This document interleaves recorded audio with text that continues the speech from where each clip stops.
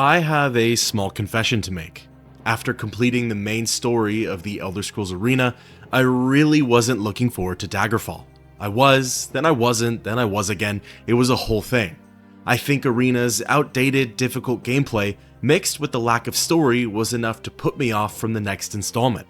Getting through those dungeons took me a really long time.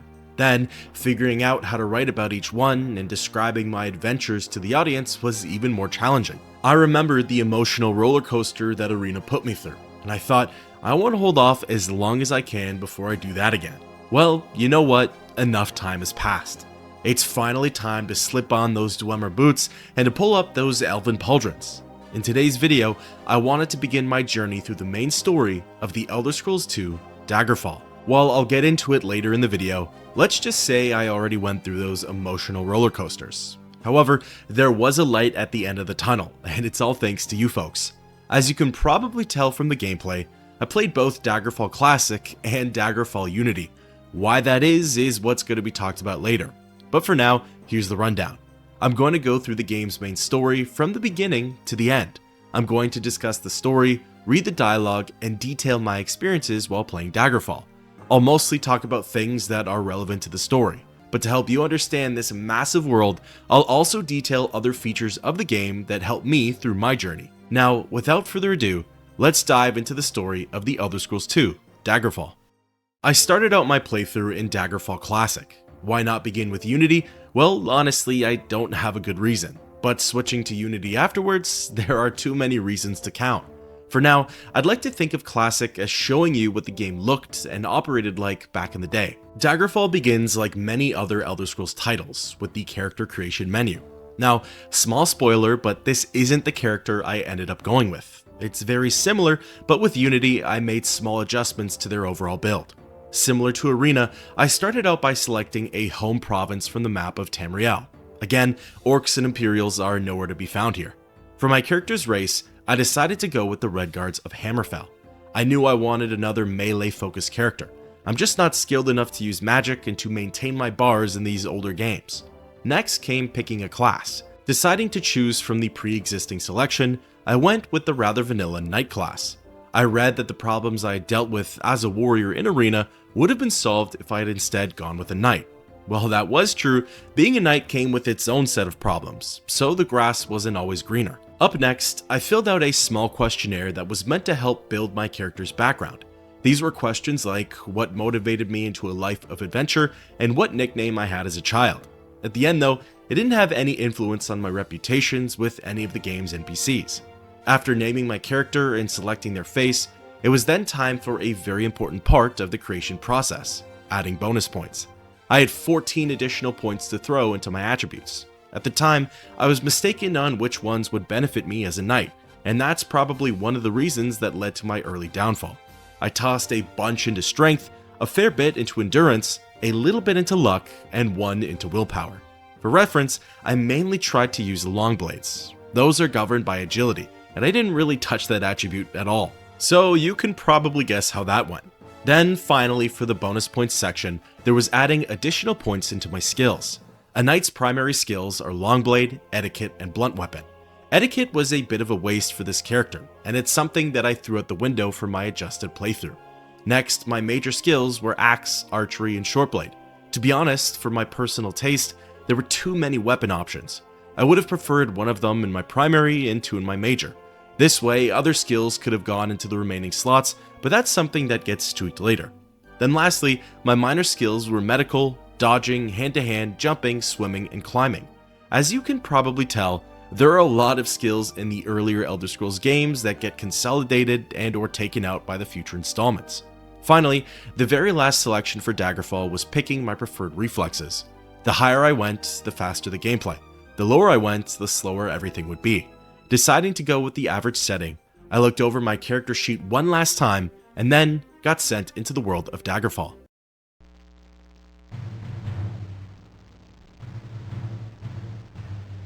400 years after Tyroseptimus' reign, the beginning will meet the end, and the bloody circle will close in the Empire of Tamriel. The unworthy heirs of the Septim dynasty have allowed the bonds of the Empire to weaken and crack. Uriel Septim, the Seventh, cannot repair what his ancestors ignored. The provinces fight among themselves like neglected children, drunk with rebellion, and one indomitable power hides itself, but not forever.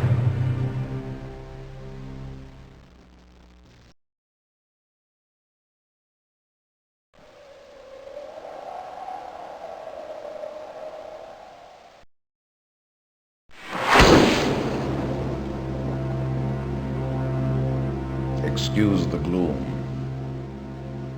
but none may know of this meeting. The nature of my trouble is darker still.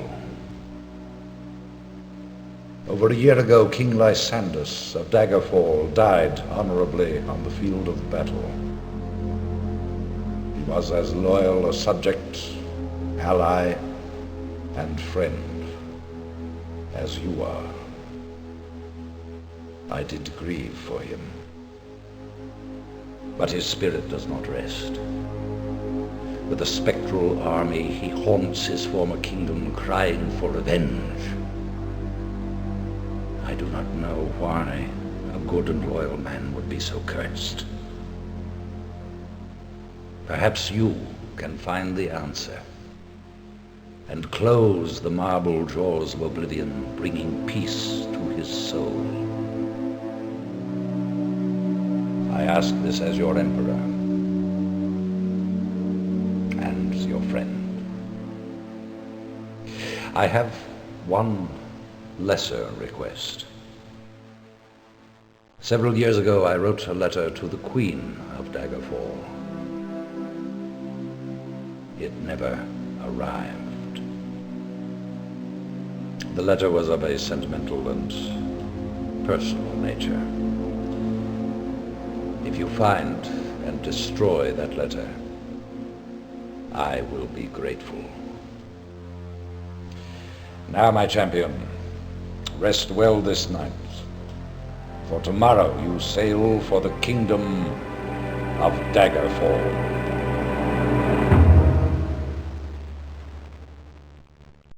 As the scene cuts away, I'm presented with a small notice regarding my character's whereabouts and condition. I've woken up and am disoriented.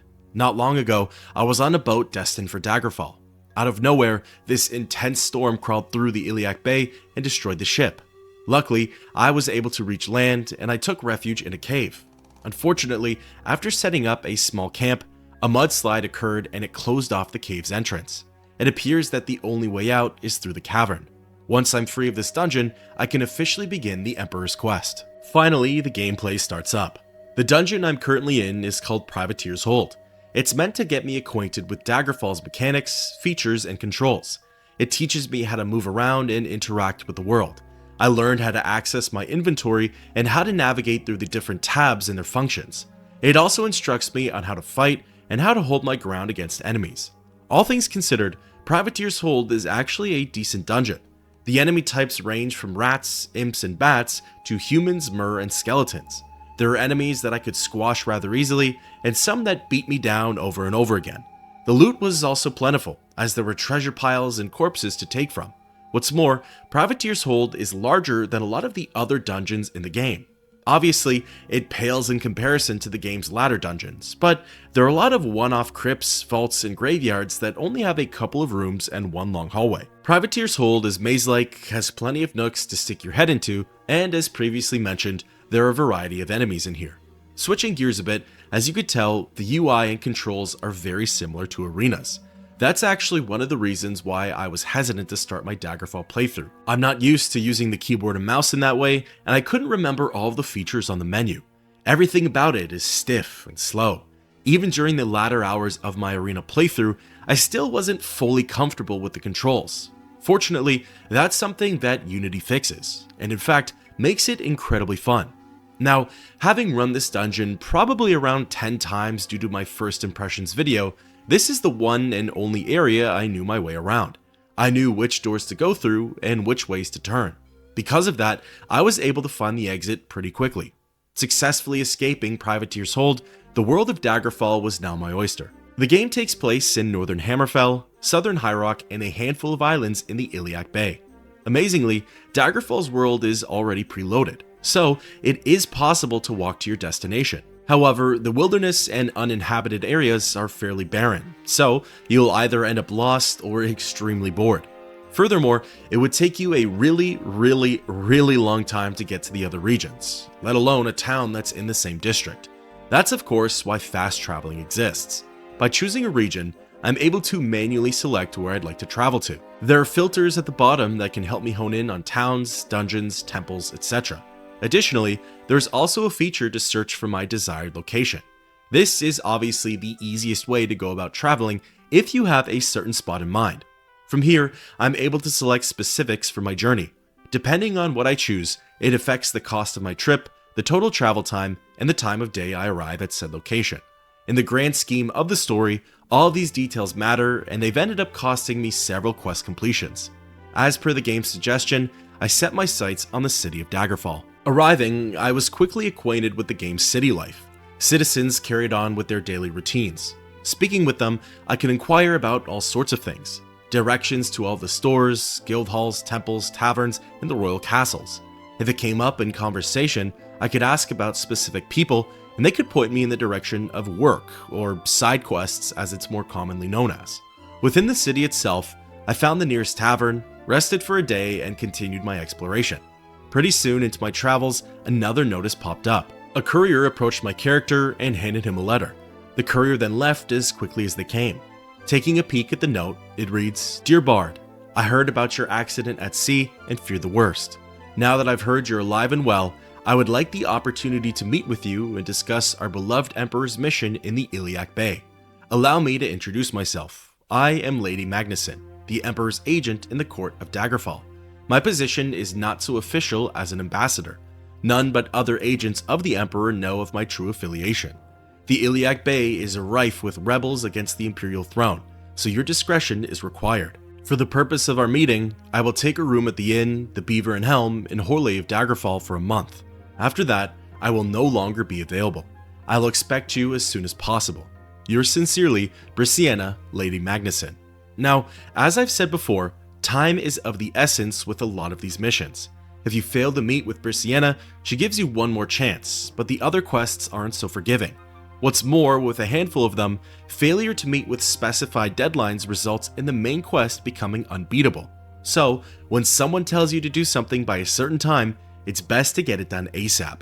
Real quick, before heading to Horley, I wanted to finish up with the topics of cities and settlements. Daggerfall cities are rather large. They're filled with all sorts of establishments and people. However, in turn, they're not very unique. Yes, the designs and builds vary depending on where you are in the region, but for the most part, they offer the same services and interactions. Speaking of which, by popping open the map, I'm able to see which buildings offer specific services. There are plenty of shops, a fair bit of taverns, and a handful of halls. Now, towns/settlements are of course different from cities. Horley, for example, is much smaller than Daggerfall. It only contains one tavern, and it only has 2 or so stores. However, as we know, towns can serve as locations for quests, and they offer the player a chance for a quick, safe, and easy layover while out on their grand expeditions. Now, as for the quest at hand, Brissiana's meeting location is actually randomized, and it could be any of the settlements local to the Daggerfall region. My guess is that it's meant to ease the player into the game's strict travel times. I personally went with the most economic travel option to Horley and still made it there with 27 days to spare. From the town's exterior, it didn't take me long to find the Beaver and Helm. Heading on inside, I stumbled upon Lady Magnuson standing within the main chamber. Speaking with her, she relayed some important information to my character. Lady Brissiana thanked me for coming and introduced herself. She then got me up to speed on what's been happening around here. Apparently, the ghost of King Lysandus haunts the streets at night. Unfortunately, he's unwilling to communicate with anyone. He does moan the word vengeance, but no one really knows why. Brissiana warns me not to wander the city at night, as I'll likely be attacked by his legion of ghosts. Instead, the lady recommends that I start my investigation by looking into those who could have wronged Lysandus in life. The most prominent families in this region of Tamriel are the Royals of Daggerfall, Wayrest, and Sentinel. As for the Emperor's secondary quest, Brissiana then goes on to discuss the details, or lack thereof, regarding the letter. Apparently, the Emperor's agent wasn't able to deliver the letter to the Queen because of some ongoing war. So, the agent hired a local courier to do it. The details surrounding this courier are unknown, and no one's even sure if the letter ever made it. However, Brissiana suggests that I pay a visit to Castle Daggerfall and learn the truth firsthand. She ends the conversation by saying that her position here has been compromised. Because of that, she's going to return to Cyrodiil and can't offer any more help on the adventure. So it was at this point in the story where I hit the first crux of my playthrough. I know, it's still early on. I genuinely didn't know how to proceed from here. As per Brissiana's instructions, I traveled to the three kingdoms and sought out each royal family. While some had side quests for me to embark on, none of them initiated the next steps of the main story. After doing some digging, I learned that Daggerfall's main quest is heavily reliant on its leveling system. In order for the next couple of quests to be initiated, I needed to be level 3. Saying that out loud, it doesn't sound super complicated, and honestly, it's not. Really, the big issue is how leveling works in Daggerfall and how it's tracked. Essentially, I need to increase my 3 primary skills, my 2 highest major skills, and my highest minor skill. There needs to be a total of 15 level increases among these 6 skills in order to reach the next overall player level. The one exception to this is ascending to level 2. That one only requires 2 skill increases, and it's pretty much a freebie to the player. While it's unfortunate that I'm only limited to 6 meaningful skills, the more tedious parts are what those skills are and how they're tracked. For being a knight, I had to raise longsword, blunt, axe, archery, shortsword, etiquette, and dodging. Now, leveling up melee combat is among these simpler skills to work on. All I had to do was swing my weapon at an enemy, and after resting, said skill may or may not go up. The issue was with the lower leveled combat skills, hits weren't landing. Making contact with an enemy is based around an RNG dice roll. The lower the level, the lower the odds are it actually landed. If they did land, odds were I'd die during the fight, as certain enemies were just too strong for that loadout. Furthermore, there's no way to see my overall experience bar. I was left in the dark with how far along I was to level 3, and with how close each skill was to increasing. Essentially, the leveling process required a lot of patience and understanding. 2 things that fed off of one another, and since I didn't have one, I therefore didn't have the other. Eventually, I let my frustrations get the better of me as I threw in the towel and switched to Daggerfall Unity. This, however, was the best thing that could have ever happened to this playthrough. I promise I'm only going to praise it for a minute or so, and then it's back to the story. Unity is incredible. It maintains the essence of Daggerfall, keeping most of the graphics and basic features the same.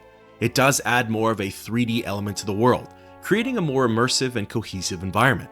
What it really changes is the player's quality of life. The controls are altered to allow for a more modern gaming experience. The menus and bars are consolidated to make for easier navigation. The aspect ratio now accommodates modern PCs. The frame rate is incredibly smooth, and the game no longer hurts my eyes or makes me motion sick. While I can't confirm it, it sounds like there are additional sound effects and more music is used in Unity. If enemies aren't affiliated with one another, they'll end up attacking each other. I've stumbled onto rats, imps, bats, and skeletons all having a big brawl. The list of subtle changes goes on and on. Even though the game has been altered, it really does still feel like Daggerfall at its core, but with a more modern approach to gaming. From the get-go, you folks have been recommending Unity for my Daggerfall experience. I'm kicking myself that I'm only using it now, and I'd highly recommend it to anyone who's looking to play this game as well. As an aside, there are times where the game does sort of feel like a Minecraft mod, and it's something I can't really get out of my head. Hopefully I didn't ruin it for anyone, but yeah, I just felt the need to call that out. Alright, back to the matter at hand. Earlier, I mentioned that my character's class and stats get altered a bit. I went from a knight to creating a custom class. My primary skills were longblade, running, and critical strike. My major skills were blunt, medical, and dodging. Then, my minor skills were shortblade, archery, axe, hand-to-hand jumping, and swimming. I pumped my additional attribute points into strength, agility, and endurance. Then I switched my reflexes to high. With these changes, plus how smooth Unity makes the whole experience, I flew out of Privateer's hold, met with Lady Brissiana, and reached level 3 in no time. After returning to the city of Daggerfall and planning my accommodations at the local inn, I was approached by another courier. They handed me yet another letter, and this time it was from the Princess of Wayrest. It read, "Dear Bard, my eyes and ears abroad say that you are interested in the fate of a certain letter. Any emperor should not be so careless, nor should a queen. You really should come visit me in Castle Wayrest. I have some interesting tidbits that I am sure you would enjoy hearing. Signed, Morgaya, Princess of Wayrest. Finally, after hours of trying to hit level 3, I was able to continue with the main story. So, interestingly, if you recall my conversation with Brissiana, she mentioned that it wasn't safe to wander around Daggerfall at night. Having arrived at sundown countless times, to which nothing has ever happened, I never took her seriously. However, this was when I finally encountered Lysandis' ghostly army. Aggressive specters roamed the streets and chased me back into the inn. Thinking I could try my luck, the ghosts ended up slaughtering my character. I officially learned my lesson to not travel here in the nighttime. This, however, would not be my last encounter with them. In any case, setting my sights on the city of Wayrest, I traveled to the eastern side of the Western Kingdom, I know, confusing, and approached the castle. Entering the keep, I gained an audience with Morgaya, and she gave me the lowdown. The princess asked if I was trying to track down the Emperor's letter. Since she knows everything about everyone in the Iliac Bay, she happens to have information regarding that note. However, it comes at a price, and Morgaya says that the task she needs me to do isn't for the faint of heart. Accepting these conditions, the princess hands me a letter of her own. She wants me to take it to a place called Skorg Barrow in the Dragontail Mountains. This ancient crypt is home to a high-level sorcerer, nicknamed the King of Worms. Whatever else lies in the dungeon has no clue that I'm coming. I'll likely be attacked, and even after delivering the letter, my safety isn't guaranteed. The only other details that Morgaya offers me are that if I see the rift at Skorg Barrow, I've gone too far, and she needs a response delivered back to her in 1 month's time. Understanding the assignment, I left the castle and sneakily peered at the letter. It read, "King of Worms, I agree to your terms. I will give you my first, and you will exert your influence on the King of Firsthold on Somerset Isle. Only you can let him speak with his dead son. For that, he would even marry Nolfaga. Signed, M." Right now, I obviously have no context as to what any of this means, but perhaps with the delivery, it'll start to make more sense. Plus, the note is simply a means to an end for my own personal objective. Fast traveling to Skorg Barrow, the large keep is the only structure around. Heading on inside, the second dungeon crawl of the game begins. The first room of the barrow has about a half dozen coffins lined up on the walls. Interacting with them, the lids lift open and 2 of them have secret passages. Hopping into the northern one, I quickly got a feel for this dungeon's difficulty. I proceeded to have my teeth kicked in by a group of mummies over and over again. So, deciding to try the passage on the western side, this was the correct pathway to the King of Worms. However, the trials and tribulations didn't end with the mummies. The next chamber over contained a duo of zombies. At my current level with my current gear, they were really tough opponents. Most of the time, all it took was 2 to 3 hits for them to defeat me. 1v1, I barely stood a chance, so with a 2v1, my hopes were extremely low. While I hate running from a fight, it is a legitimate strategy, especially in the earlier Elder Scrolls games. The Unity tutorial even mentions that with some encounters, you're just better off fleeing, as dying won't do you any good. So, breaking some ankles, I dodged the undead and took the first doorway on the western wall. After some trial and error, I learned which ways to go and which areas to avoid. For example, at the end of that hallway, I veered north and spotted a huge fissure in the earth. This was the rift that I was told to avoid. It contains scorpions, skeletons, vampires, and I'm sure there are many more terrifying baddies here. All of the aforementioned ones are relatively tough enemies, and vampires are way out of my league. So, for my next attempt, I veered south at the intersection and situated myself in some of the natural caverns. After some more trial and error, I eventually found the King of Worms' court. Honestly, looking back, it really wasn't that hard to get to. You can probably do it within 30 seconds of entering the dungeon. It's just all about knowing where to go and which enemies to skip. As for the court itself, well, it was actually pretty intimidating. There were all sorts of terrifying creatures here. Liches, necromancers, vampires, undead. All of them were non-hostile, but I couldn't help but think about Morgaya's words. Would they turn on me as soon as my business here was concluded? Well, it was time to find out. The King of Worms was standing at the back of the room on a slightly raised platform. Speaking with him, his words were brief. He simply said, "Very good," and that if his servants didn't reward me with death on the way out, he'd like for me to deliver a letter back to Morgaya. The king was oddly polite, and it made the encounter even more off-putting. Moment of truth, I backed out of the conversation, and lo and behold, none of the NPCs in here came for my throat.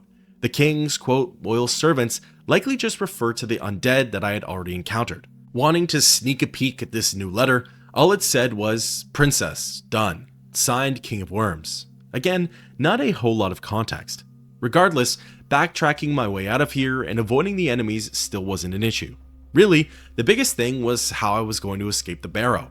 Since I had dropped in through one of the coffins, I had no way of getting back up. However, after a bit of research, I learned about a little bone that the devs threw to the players. Right by the hole in the coffin, there's a banner on the wall that, when activated, gives the player temporary levitation. Using it, I was able to escape Skorg Barrow and return to Wayrest. Now, remember, with these quests, time is of the essence, especially if they give you a short limit, like 1 month. That was something that initially went right over my head. When I went to interact with Princess Morgaya, nothing would happen. I couldn't understand why at first, and then I remembered her strict deadline. If I hadn't saved before heading to the Dragontail Mountains, that would have been it for my playthrough. I would have been locked out from the rest of the main quest. Thankfully, I had saved before heading into Skorg Barrow, so this time I made sure to cut down on that travel time by as much as possible. Because I knew where to go, I was in and out of the dungeon in a matter of minutes. In total, it only took me 16 days to complete the quest, and upon interacting with Morgaya, she was more than happy to uphold her end of the bargain. The princess was ecstatic with how the exchange had gone and claimed that she'd be the queen of Firsthold, although she's sure her engagement will be a long one. So there's our context, I suppose. As for the Emperor's letter, she soon reveals some precious details. The letter was stolen from Queen Obki by the Thieves Guild. Then, the Orc warlord, Gortwog, bought it off of the faction. As for why the Emperor sent the letter to her, Morgaya isn't really sure. King Gothrid, the son of Lysandus, isn't as loyal to the Empire as his father was. Gothrid is Obki's husband, so maybe there's some connection there, maybe there isn't. The princess suggests that I start by getting on good terms with Minisera, Gothrid's mother and Lysandus' widow. However, in order to feel the situation out, she thinks it's best that I approach someone of lower status first before I schmooze up to the Queen Mother. Interestingly, while this objective is a part of the main questline, it's deemed as an optional pathway. Learning about the nature of that letter and its intent isn't required for beating the main story, but it is something that I'd like to look into anyways, as it does shed light on the plot. Fast traveling to Daggerfall, I was very quickly approached by another courier. He was a messenger from Wayrest, and the letter was more so an announcement. King Aedweir and Queen Baranzaya have decreed that Morgaya, Princess of Wayrest, is engaged to Carudil, the King of Firsthold in the Somerset Isle. While this may or may not play a role in the events to come, my sights were set on Daggerfall's royal court. After a little housekeeping, depositing gold and selling off loot, I made my way to the castle. Surprisingly, the next quest giver was Queen Obki herself. Maybe through her, I could get closer to Minisera, like Morgaya suggested. Obki's request was plain and simple. Gothrid's grandmother, Nolfaga, has recently lost her mind. She isolates herself in the Rothgarian Mountains and spends her waking hours running dangerous experiments. She hasn't been heard from in a while, and Obki would like to know if she's still insane or if she's even still alive. The castle Minisera lives in is guarded by horrors, and since many are afraid to venture there, she asks if I'd be willing to champion for her. Saying yes, Obki gives me the details. The castle is called Shedungeon, and she'd like for me to go there and return in no more than 150 days. The queen bids me farewell, and I set off for my next adventure. Of course, heading to the Rothgarian Mountains, I completely forgot about travel settings, and it takes me 77 days to get to that region. As it stands, that's over half of my allotted time. Luckily, I was a little more perceptive on the way back, and still had plenty of time to work with. As for Shedungeon the dungeon, it can actually be cleared in a matter of moments. Upon going on inside, the very first door that I saw was magically locked. Without the means of opening it, I had to take the long way around. However, beside the door is a banner, and interacting with it, it says, "Command me and entry shall be yours." I'm prompted to type something in, but as it stands, I don't know what. If I did know, that doorway would have led me right to Nolfaga. However, for the sake of my Daggerfall experience, and to literally gain more experience, I decided to brave the dungeon. Shedungeon was a lot easier than Skorg Barrow. I mostly fought with human enemies such as mages and battle mages. They ended up casting a lot of silencing spells on my character. If I was actively using magic, this would have been a more difficult crawl. But because my knight hybrid has nothing to do with the arcane arts, I brushed off their attacks and swung for the fences. A few successful hits were all it took to bring each enemy down, and they weren't doing a number on my health like the undead did. After some meandering, crossing over a bridge, and a bit of exploration, I soon landed at Nilfgaard's court. The Queen Mother was on the upper platform, and while she herself wasn't hostile, she was looking a little worse for wear. What's more, her dialogue didn't make a lot of sense. She said, choosing out few words most horrible, let none them read. Verses frame which with and other spells like terrible curses heaven. Curse oblivion, my boy is dead, and let Tamriel tremble until he and I findeth peace denied. Shut up the door to his tomb and my home. What she's saying isn't really coherent. However, the part I think I understood was when she said, my boy is dead. This could be referring to Lysandus, as he did die somewhat recently, and his death was initially what caused Nilfgaard to spiral. Well, she's alive, but she's still no better than what Obki described. So, leaving Shadungeon, I used the secret passage this time. Activating the statue of the Lich on the lower level, the same prompt as before pops up. Technically, the answer to the riddle, or whatever this is, was mentioned by Nilfgaard in her rant. Typing shut up, as in shut up the door to his tomb and my home, the door opens and I'm free to leave in an instant. Now, in classic Daggerfall fashion, upon my return to the castle, I wasn't able to interact with Obki. It took me a moment, and then I slapped my forehead and remembered her time limit. So, making the adjustment to arrive as soon as possible, I ended up getting to Daggerfall in the middle of the night, and the city gates were closed. This was when I heard one of the most terrifying sound bites in the game. That was the ghost of King Lysandus. That's as much as I can interact with him at the moment, but let's just say I didn't have a pleasant time with his ghostly army. So, making the correct adjustments, again, this time I made it to the city in a timely manner and while the sun was still up. Obki was more than happy to engage with me and the quest was able to close out. The queen confessed that she didn't think I'd be successful. Even though Nilfgaard is still crazy, Obki is relieved to hear that she's still alive. For her end of the bargain, the queen rewards me with an enchanted left pauldron. While this quest doesn't seem all that important or relevant, it opens the door for the next chapter of the story. In turn, that ends up shedding light on Daggerfall's complex plot. Coming off of that big adventure, I had some loot to sell, gear to repair, and a pile of gold to stash away. Fun fact, Daggerfall is one of the only Elder Scrolls games where gold has weight to it, hence the addition of banks. For the first quest with Morgaya, I had stored all of my gold in the bank. That's one of the main reasons why I was late on the quest timing. I couldn't afford to stay at inns on the way back. Now, I try to make sure that I always have 1500 septims on me before embarking on a new mission. There's probably a sweeter spot for the gold, but for now it works nicely. Also, confession time, I only just learned how to buy items. I know it's pretty embarrassing. Since I only had the dialogue option to sell to shopkeepers, I assumed that I either had to acquire new gear by finding it or by getting it from the local factions. Well, as it would turn out, by simply clicking on the store shelves, I can see all of the items that said proprietors have for sale. There are some incredibly useful things too, like a horse and wagon for example. But in terms of weapons and armor, my character appeared to be ahead of the curve, which was good to see. Really, the only addition that I made was swapping out my steel daikatana for a silver variation.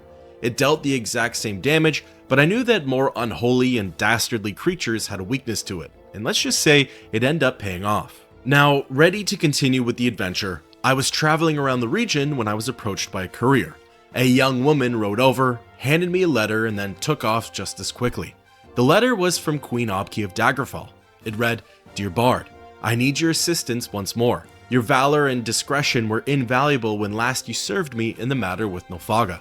Please meet with me at Castle Daggerfall when next you pass through.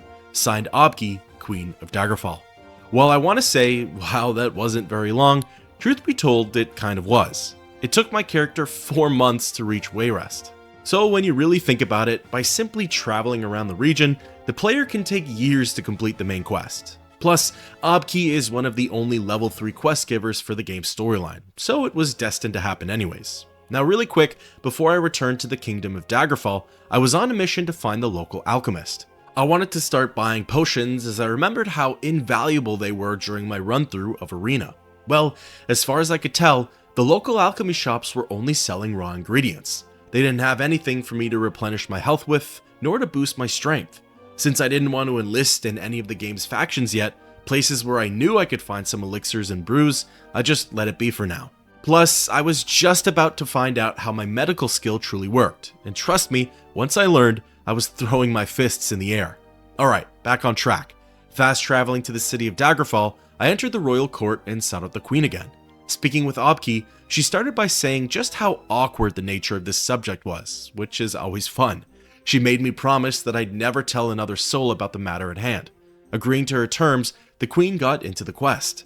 This mission is regarding her mother-in-law, Minisera, the widow of King Lysandus. Obki has noticed that Minisera is using the royal treasury to pay for the upkeep of a place called Castle Necromagon. The queen mother is also using funds to employ a fleet of soldiers to guard the fortress. Somewhat recently, she left Daggerfall with a stack of papers and came back days later empty-handed.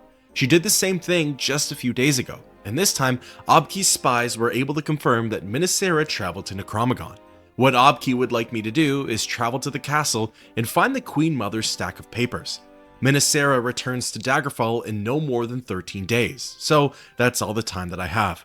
Obki knows that this is a strange request, but she asks that I trust her on this one as it's of the utmost importance. Leaving the castle, I wasted no time and made way for Necromagon.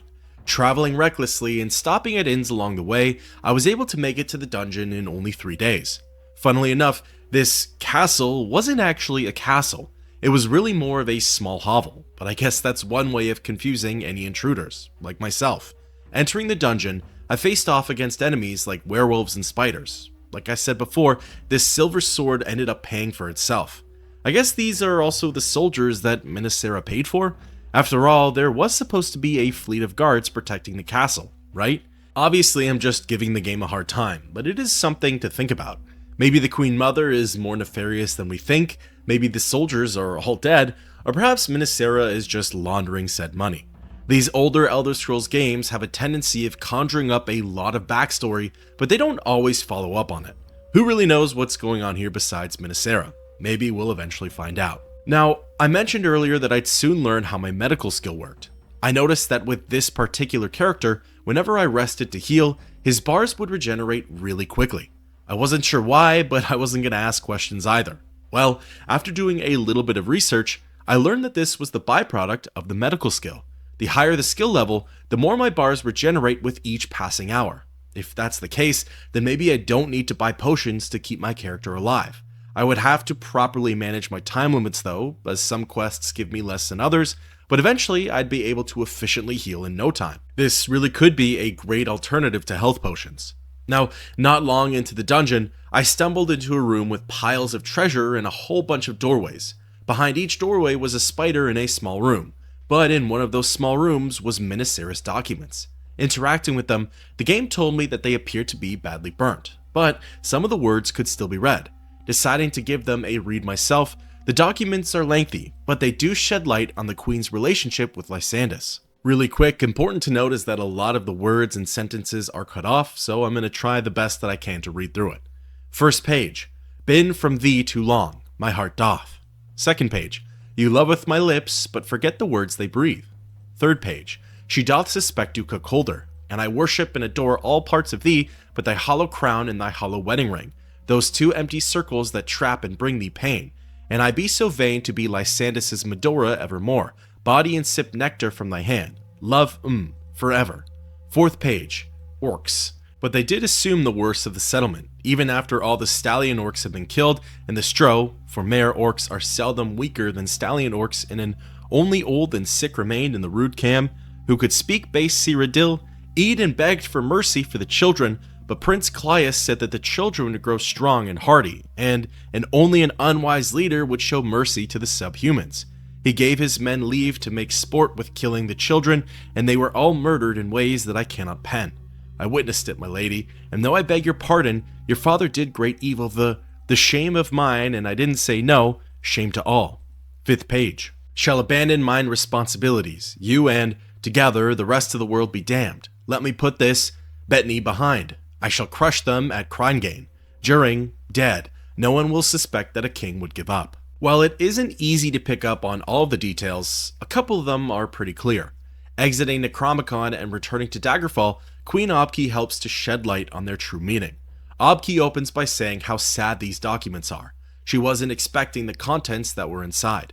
Apparently, it was common knowledge that Lysandus had a mistress. Everyone knew that he preferred another woman over Minisera. However, the queen still went through great lengths to get rid of any evidence. Even after everything, she still has an undying loyalty for the deceased king. Obki then goes on to discuss the second part of Minisera's letters. Minisera's own father ordered a whole colony of orcs to be put to the slaughter. Everyone, including the children. Obki says that not even the barbaric Orsimer deserved that. In the end, the queen thanks me for my efforts and discretion. She rewards me with 277 gold pieces, and from there, we go our separate ways. Well, now we know that King Lysandus had some secrets of his own. Secrets that could have offended and wronged certain parties of Daggerfall. It might be something to look into for the future. From here, the main questline dries out for level 3 content. In order to continue with the story, I need to hit level 4, but luckily, I had just the plan for that. While it's not the most glamorous, I basically just hit the grind and Privateer's Hold. I looked at which skills would contribute towards my overall leveling progress and abused those in the dungeon. For example, if I ran into a nuisance creature, bats and rats, I'd whip out my fists and work on my hand-to-hand.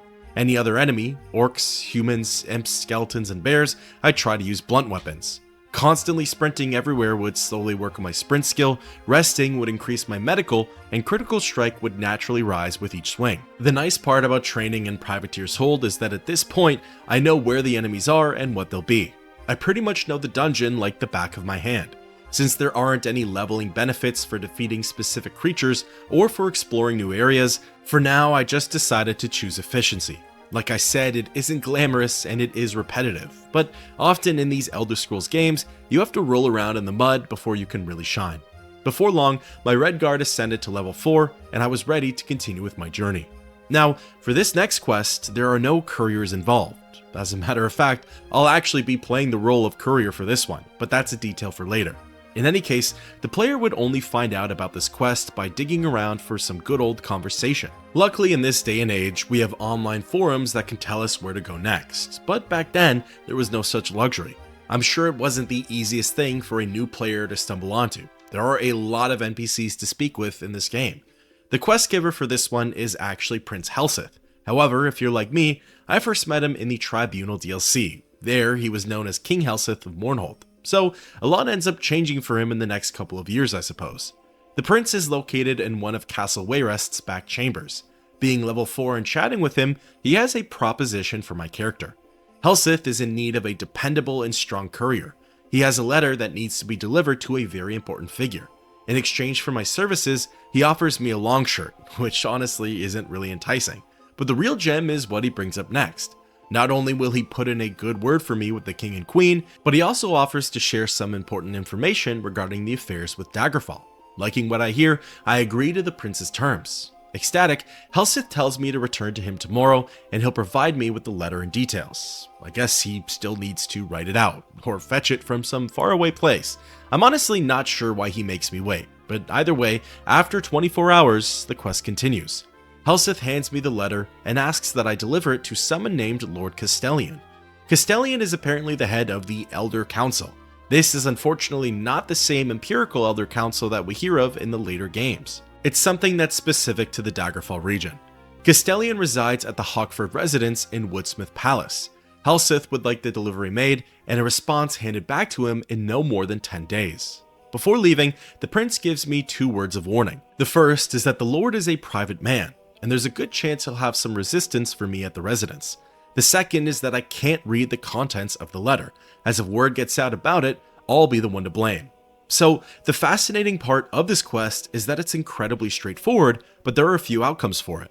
First, I'll discuss all of the ways that the quest can be failed. In this sense, failed doesn't end the game's storyline, it just means that the quest wasn't carried out to the original intention. Really, it mostly just affects the player's reputation with certain NPCs. For starters, just reading the note results in a failure. However, it's 100% worth it as it helps to piece together the current drama of the region. My dear Lord Castellian, forgive this rough delivery, but it would have been impolite to approach you at the palace with this potential problem. Unfortunately, your much-deserved vacation will have to be temporarily suspended until this matter is settled. I refer to your sister, Lady Pasifa.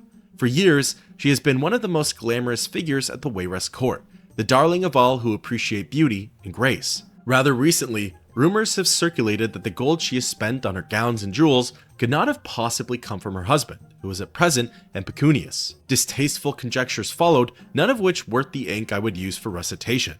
To be quite blunt, a person who must remain anonymous postulated that you were borrowing funds from the royal treasury to support your sister's extravagance. Of course, I defended your honor, but copies of the royal books were produced that seemed to support the allegations. I am thus uncertain of the best procedure to take next. Do not doubt, sir, that I am convinced of your integrity as senior member of the Elder Circle of Wayrest. I only wish for the matter of the financial records to be straightened, so if they are brought to Aedwyr's attention, they can be confidently defended. Please send a reply with this trusted courier. I would prefer to meet with you as soon as possible, of course. Very truly yours, Helseth. Fun fact, apparently there are two versions of the prince's note. The one I just read is the version that's impossible to get in the vanilla Daggerfall. However, apart from changes in wording, the letters are structured the same way. Now, the second way to proceed with this quest is by handing the letter to King Aedwyr, Prince Helseth's stepfather. Interacting with the king, he calls his stepson a conniving, manipulative weasel. He thanks me for bringing this to his attention, and that puts a quick end to the quest. There's no further dialogue with Helseth or even Lord Castellan, which is something I'll get into in just a moment. I'm probably naive, but upon my first read of the letter, I didn't see what Helseth was trying to do to Castellan. I genuinely thought he was warning the Lord of some incoming trouble. Little did I know that Helseth was the incoming trouble. Again, talk about naivety. Plus, the title for this quest is literally called Blackmail. It was right in front of my face the whole time.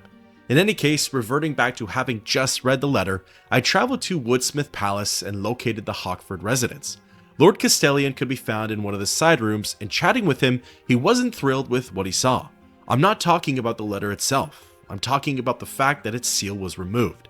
He was able to see that I had read its contents. All the Lord said was that I exceeded the bounds of a courier, and that was it. While Castellan himself didn't take any further action, he ended up ordering his band of guards to hunt me down. Before I could leave the residence, I was jumped by mercenaries wielding weapons. All they said was that Lord Castellan had ordered my death, and that the reasoning was that I knew too much.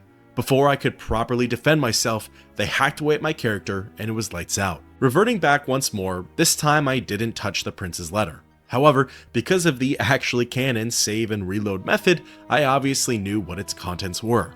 Delivering it to Lord Castellan, the conversation went differently this time. It wasn't anger or frustration in his eyes, it was fear.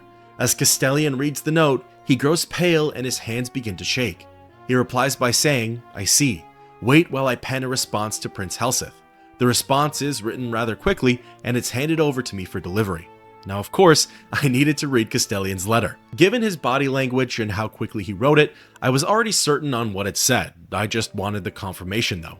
It read, "Prince Helseth, I appreciate your kindness and I will meet with you very shortly at your convenience. Signed, Lord Castellan." Unfortunately, peering at its contents is another way to fail the quest, but pretend for the time being that I didn't actually read it. This is the canon ending to the mission. Returning to Helseth, he congratulates me on a job well done and says that Castellan is now quite pliable, meaning he'll bend to Helseth's every will. As a part of the reward, the prince gives me the promised longshirt, but it's what comes next that's most intriguing. Helseth shares some information on the conflict with the kingdom of Daggerfall. He predicts that his family had more to do with it than what's actually come to light. Advisors were sent to both King Lysandus and King Cameron's camps in hopes that they'd mend their differences before the Battle of Krengen Field. The story goes that the advisors were intercepted by the orcs of Gortwog, and that they never made it to either kingdom. However, it's believed by some that a handful of the advisors had actually made it to Lysandus. What they spoke about and how the events unfolded afterwards are unknown, but if Helseth gets any more information, he'll be sure to let me know. This is most interesting. Lysandus ended up dying shortly after that meeting, so perhaps there's more to his death than what's public knowledge. Plus, it's strange that the third impartial kingdom of Wayrest was one of Daggerfall's last visitors before the big war between the two other nations. Now, before closing out Blackmail, while this is the version of events that's canon to my playthrough, let's quickly discuss the last way to fail the quest. If I decided to read Castellan's letter and then deliver it to Helseth, it would have played out similarly. He still would have thanked and rewarded me. However, there would have been an extra piece of dialogue thrown in by the prince. Helseth comments on how the seal of Castellion's letter is broken, and that I shouldn't expect him to trust me anytime soon. Again though, these different outcomes mostly have an effect on my character's reputation. Either way, while this was a pretty simple mission, it helps to reveal the nature of certain characters and the drama within the kingdom of Daggerfall. So with blackmail at an end, that's it for all of the level 4 quests. There's only one. In order to progress further with the story, I needed to hit level 5.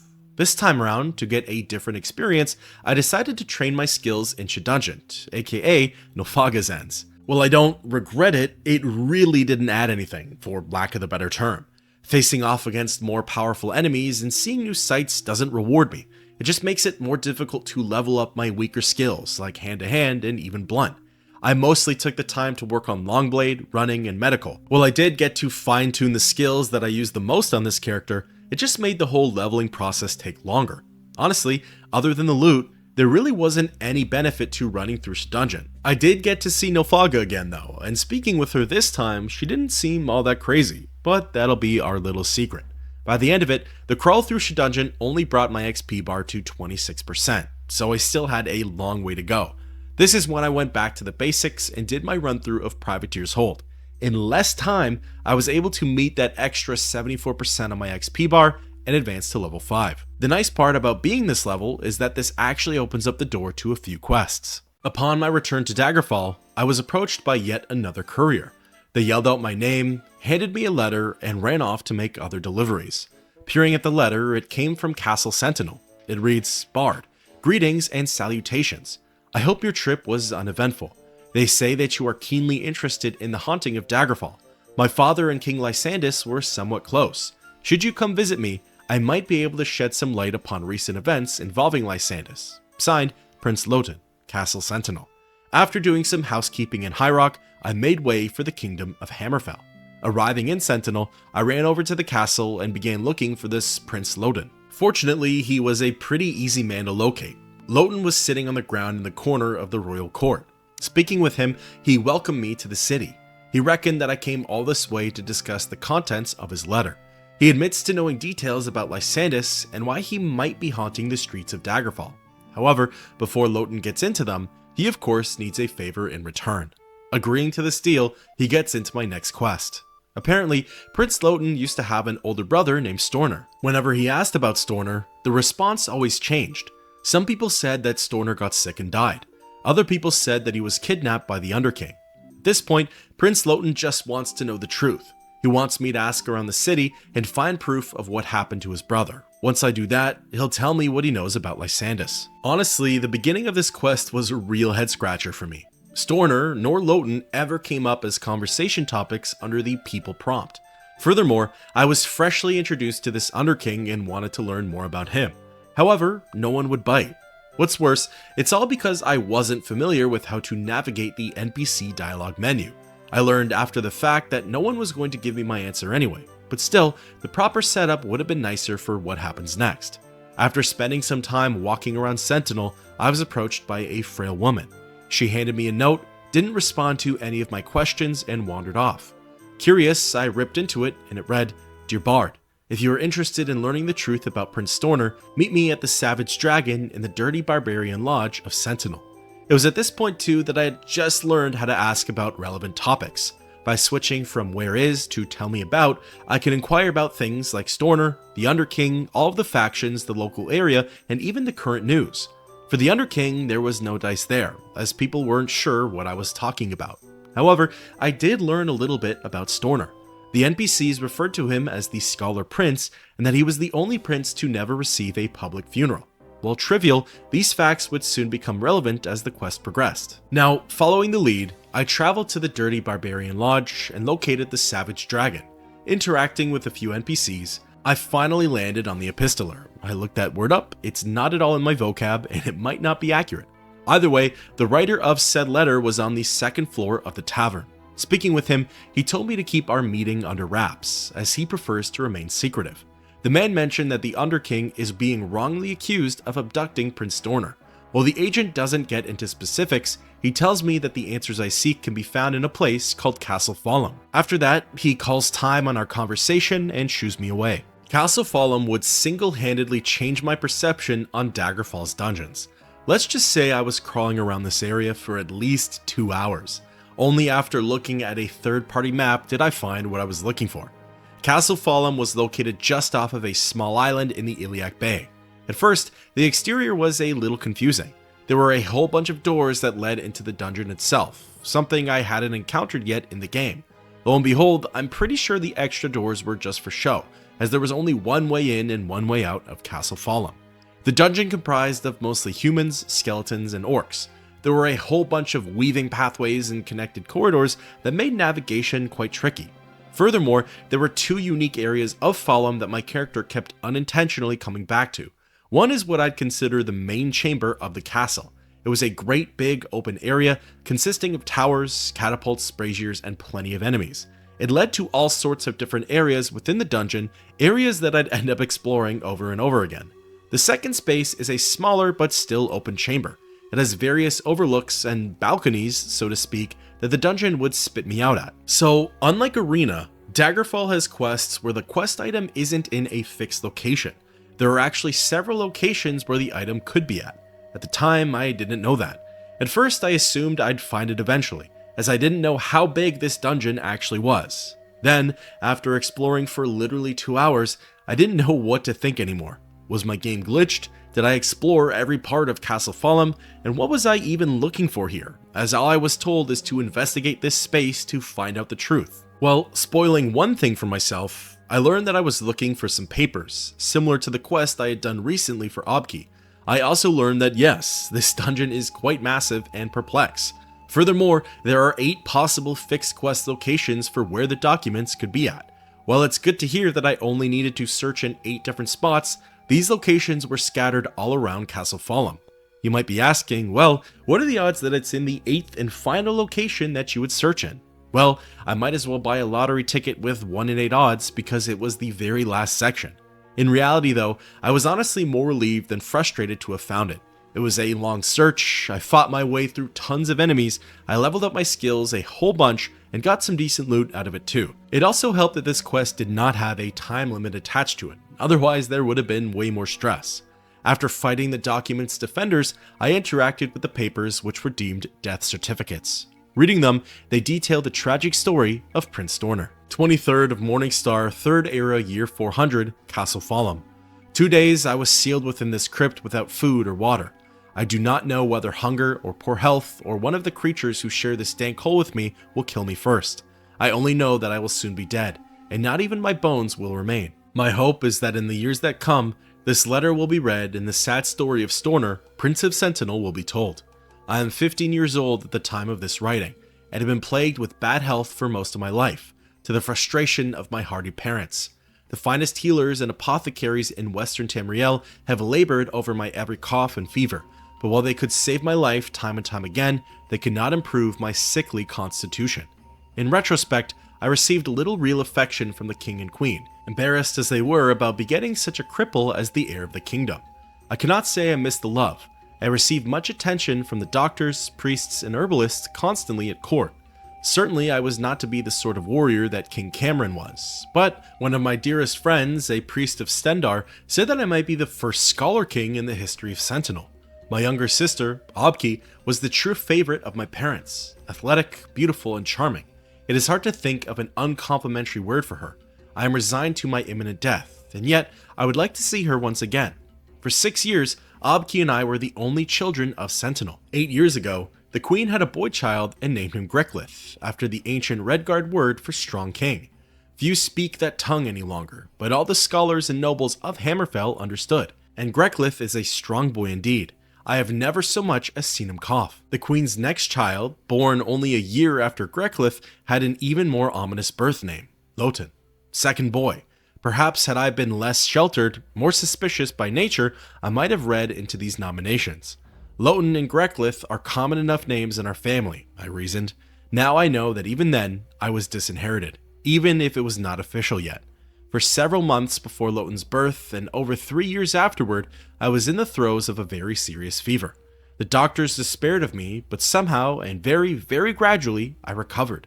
For the first time, and the last, I read an expression on my father The king's face, that was not indifference. It was disgust. That was a fortnight ago. 3 nights ago, I was seized by men I had never seen while I was having a walk. My nursemaid stood by, watching placidly as I was gagged and tied and thrown roughly into a sack. I do not know how long they rode with me, but I was eventually left here. When I finally freed myself from my bonds, I found that I was alone. My wanders have gotten me nowhere. This place is filled with undead creatures that prevent me from finding any exit. I have no hope left, but no fear either. A few regrets. Perhaps had I studied magic instead of history and science, I could free myself of this place.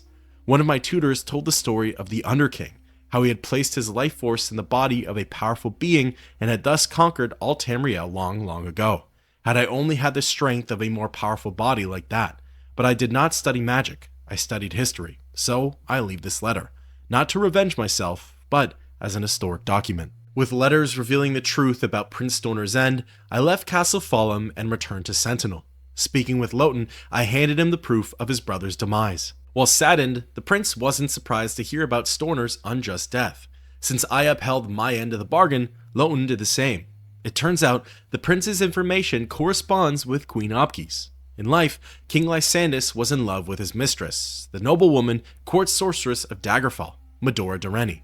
During the war with Sentinel, aka Lysandus' last moments alive, Queen Minnesera found out about the affair. As such, she banished Medora from the court.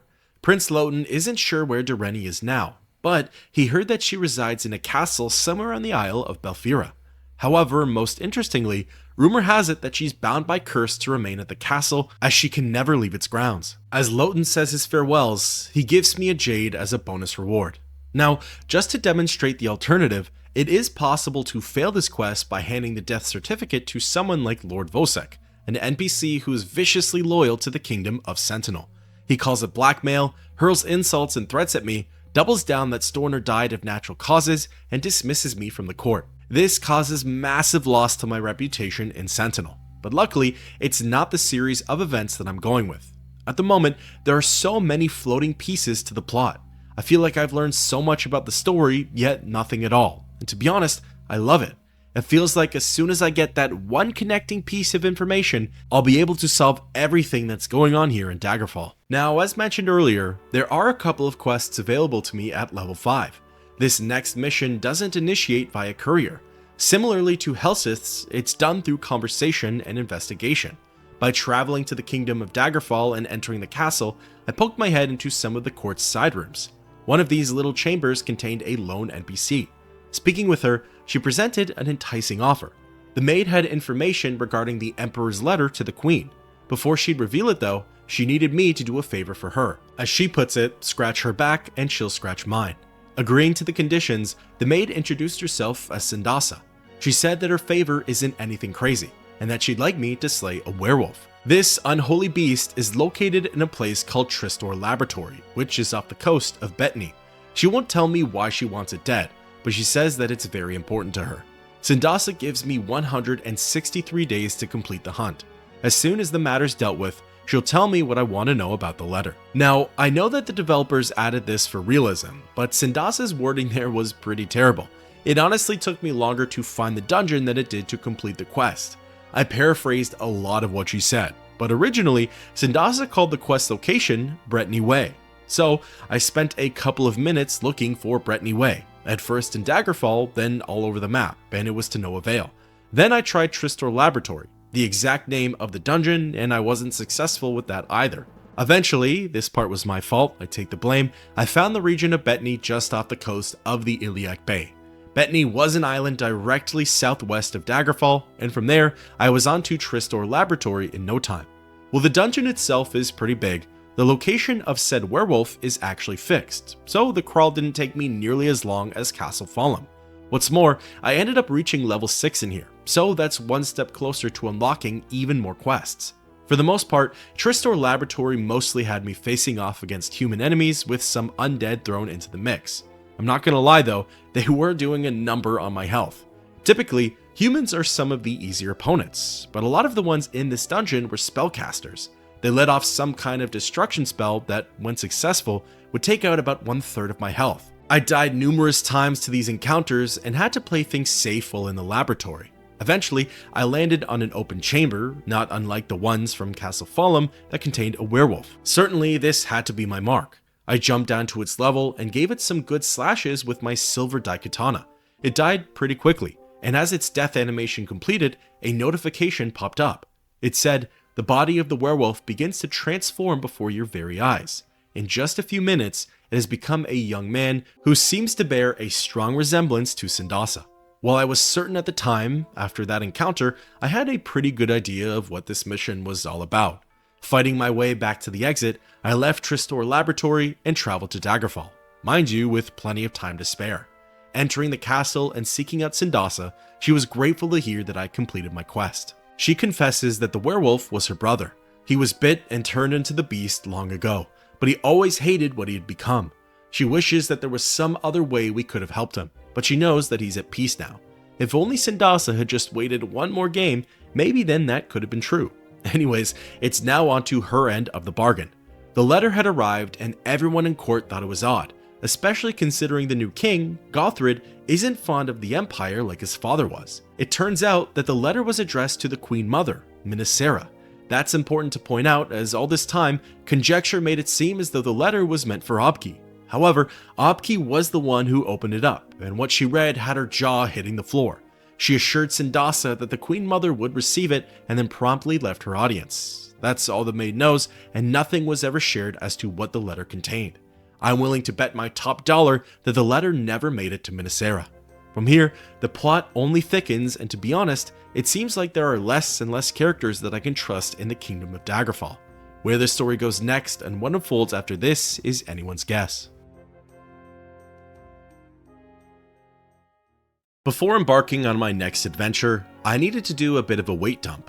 Not to brag or anything, but my gold was quite literally weighing me down. So I paid a visit to the bank and deposited some septums. Then I sold off some of my less useful items like ingredients and books. When ready, I traveled back to Castle Daggerfall and went to interact with a key player for this whole story, Queen Mother Minisera. There's been a lot of rumors and talk surrounding her, so it's finally time to see what she has to say for herself. Minisera is located in one of the castle's side rooms. It's the one that's opposite of Sindasa's.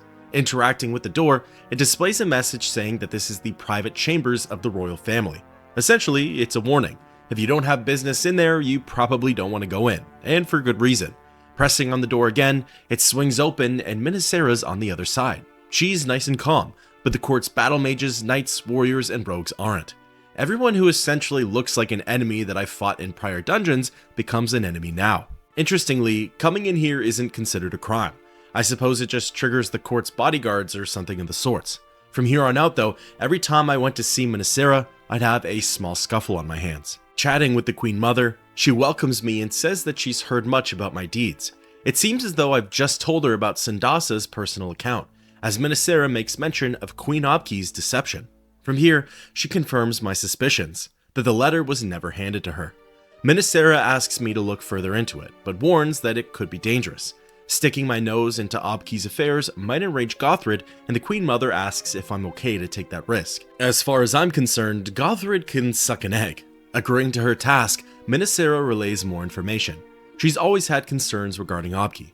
After all, she is the daughter of the late King Cameron, the ruler of Sentinel and Lysandus' enemy. Minisera then goes off on a small tangent. Since this is more than likely going to become relevant later, I'll include this part of her dialogue. She mentions that both kings died at the Battle of Crinegain. However, Lysandus' body was never recovered.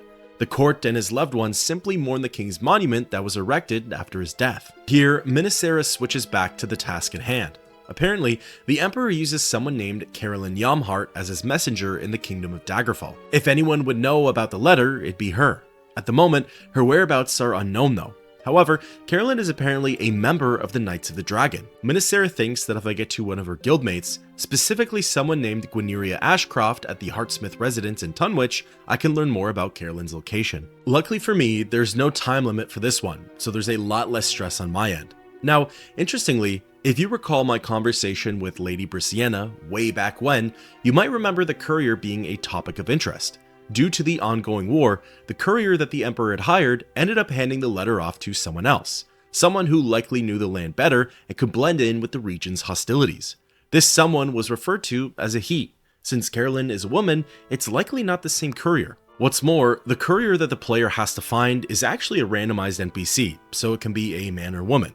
With a relaxed detail like that, it leads me to believe that even if it was a man, it's not the original courier. This is either a discrepancy in the game, as whoever delivered the letter was not the intended courier, according to Brissiana, or Brissiana was lied to and the courier was the same person. Maybe whoever relayed that information to her was trying to throw her off her track. After all, she did say that her position within Daggerfall's court was compromised. The third option is that it was the Emperor's intention all along to have the letter handed off from the original courier to Carolyn. Perhaps the story was that the deliverer had to be switched due to the war, but in all reality, it was for their own safety. Honestly, who knows, and it more than likely doesn't matter. It was just something that popped up in my head. Alright, back to the matter at hand. Traveling to Tunwich, I began asking around about Gwyneria Ashcroft, Yamhart's contact.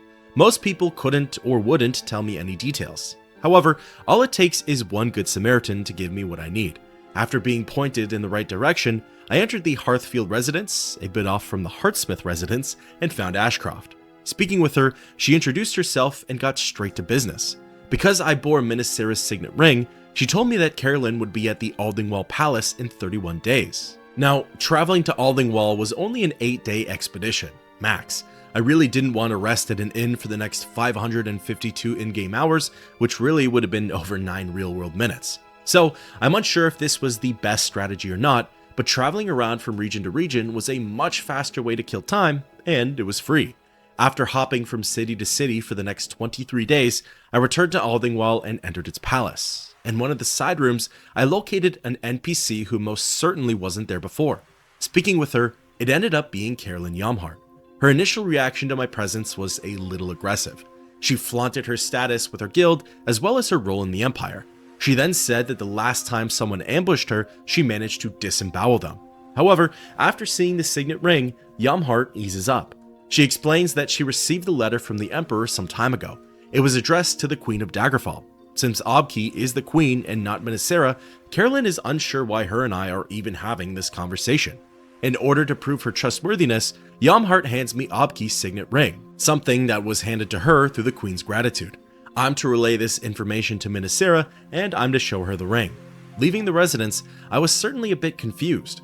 Sindasa mentioned that Obki knew that the letter wasn't for her, yet she read it anyways. Now, Yamhart is saying that the letter was actually for her. Returning to Daggerfall and speaking with Minas Sarah, she ends up clearing up the confusion. When sending the letter, Uriel Septim simply addressed it to the Queen of Daggerfall.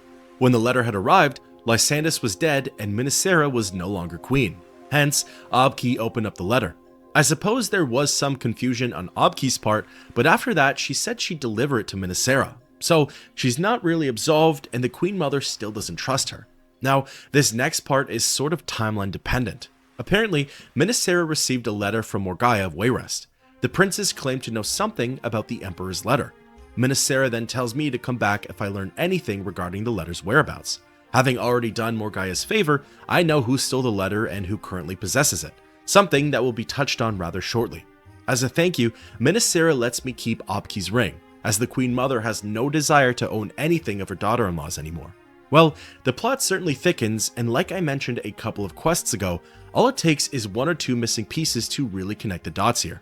I think with Morgaya's information, I'm about to stumble onto some groundbreaking discoveries. Now, really quick, there is an alternative piece of dialogue that comes from Queen Obki herself. If I were to have gone to her before finishing the quest with Minas Sarah, she would have come clean about the letter. Well, not really clean, more of a half-truth.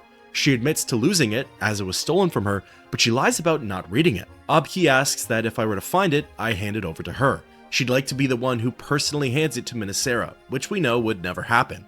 This doesn't fail the quest by any means, but it does affect the player's reputation with certain factions.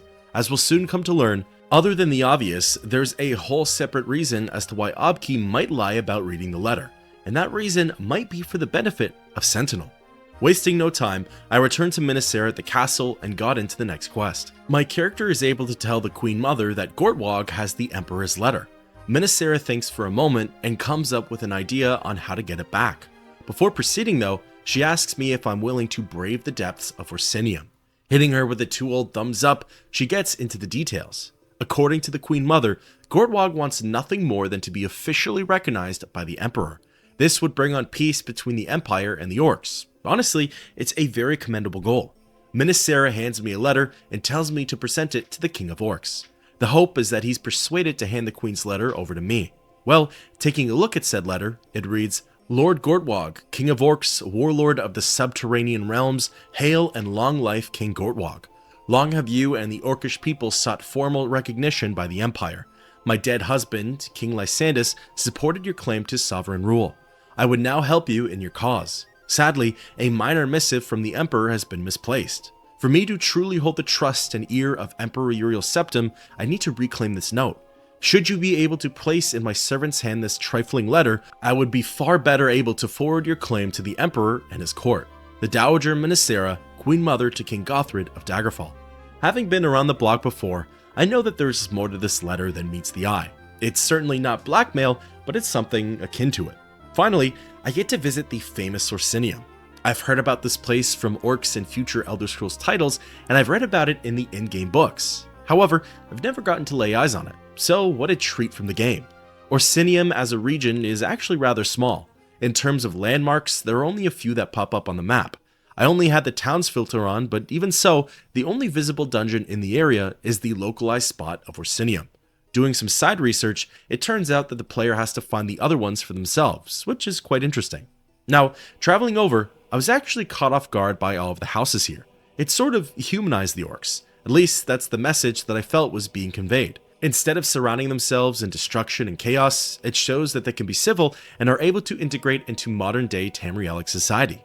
Now, entering a handful of these homes, surprisingly, there were humans in there. What's more, they were all full-grown women, no men or children in sight. I wondered what the story there was, but either way, when ready, I continued on with the task at hand and entered the Orc stronghold.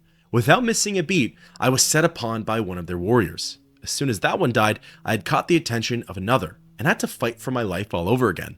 Honestly, I never really mind fighting Orcs. To me, they feel the same as fighting human warriors and barbarians. So if this was all I had to deal with, it wasn't really cause for concern.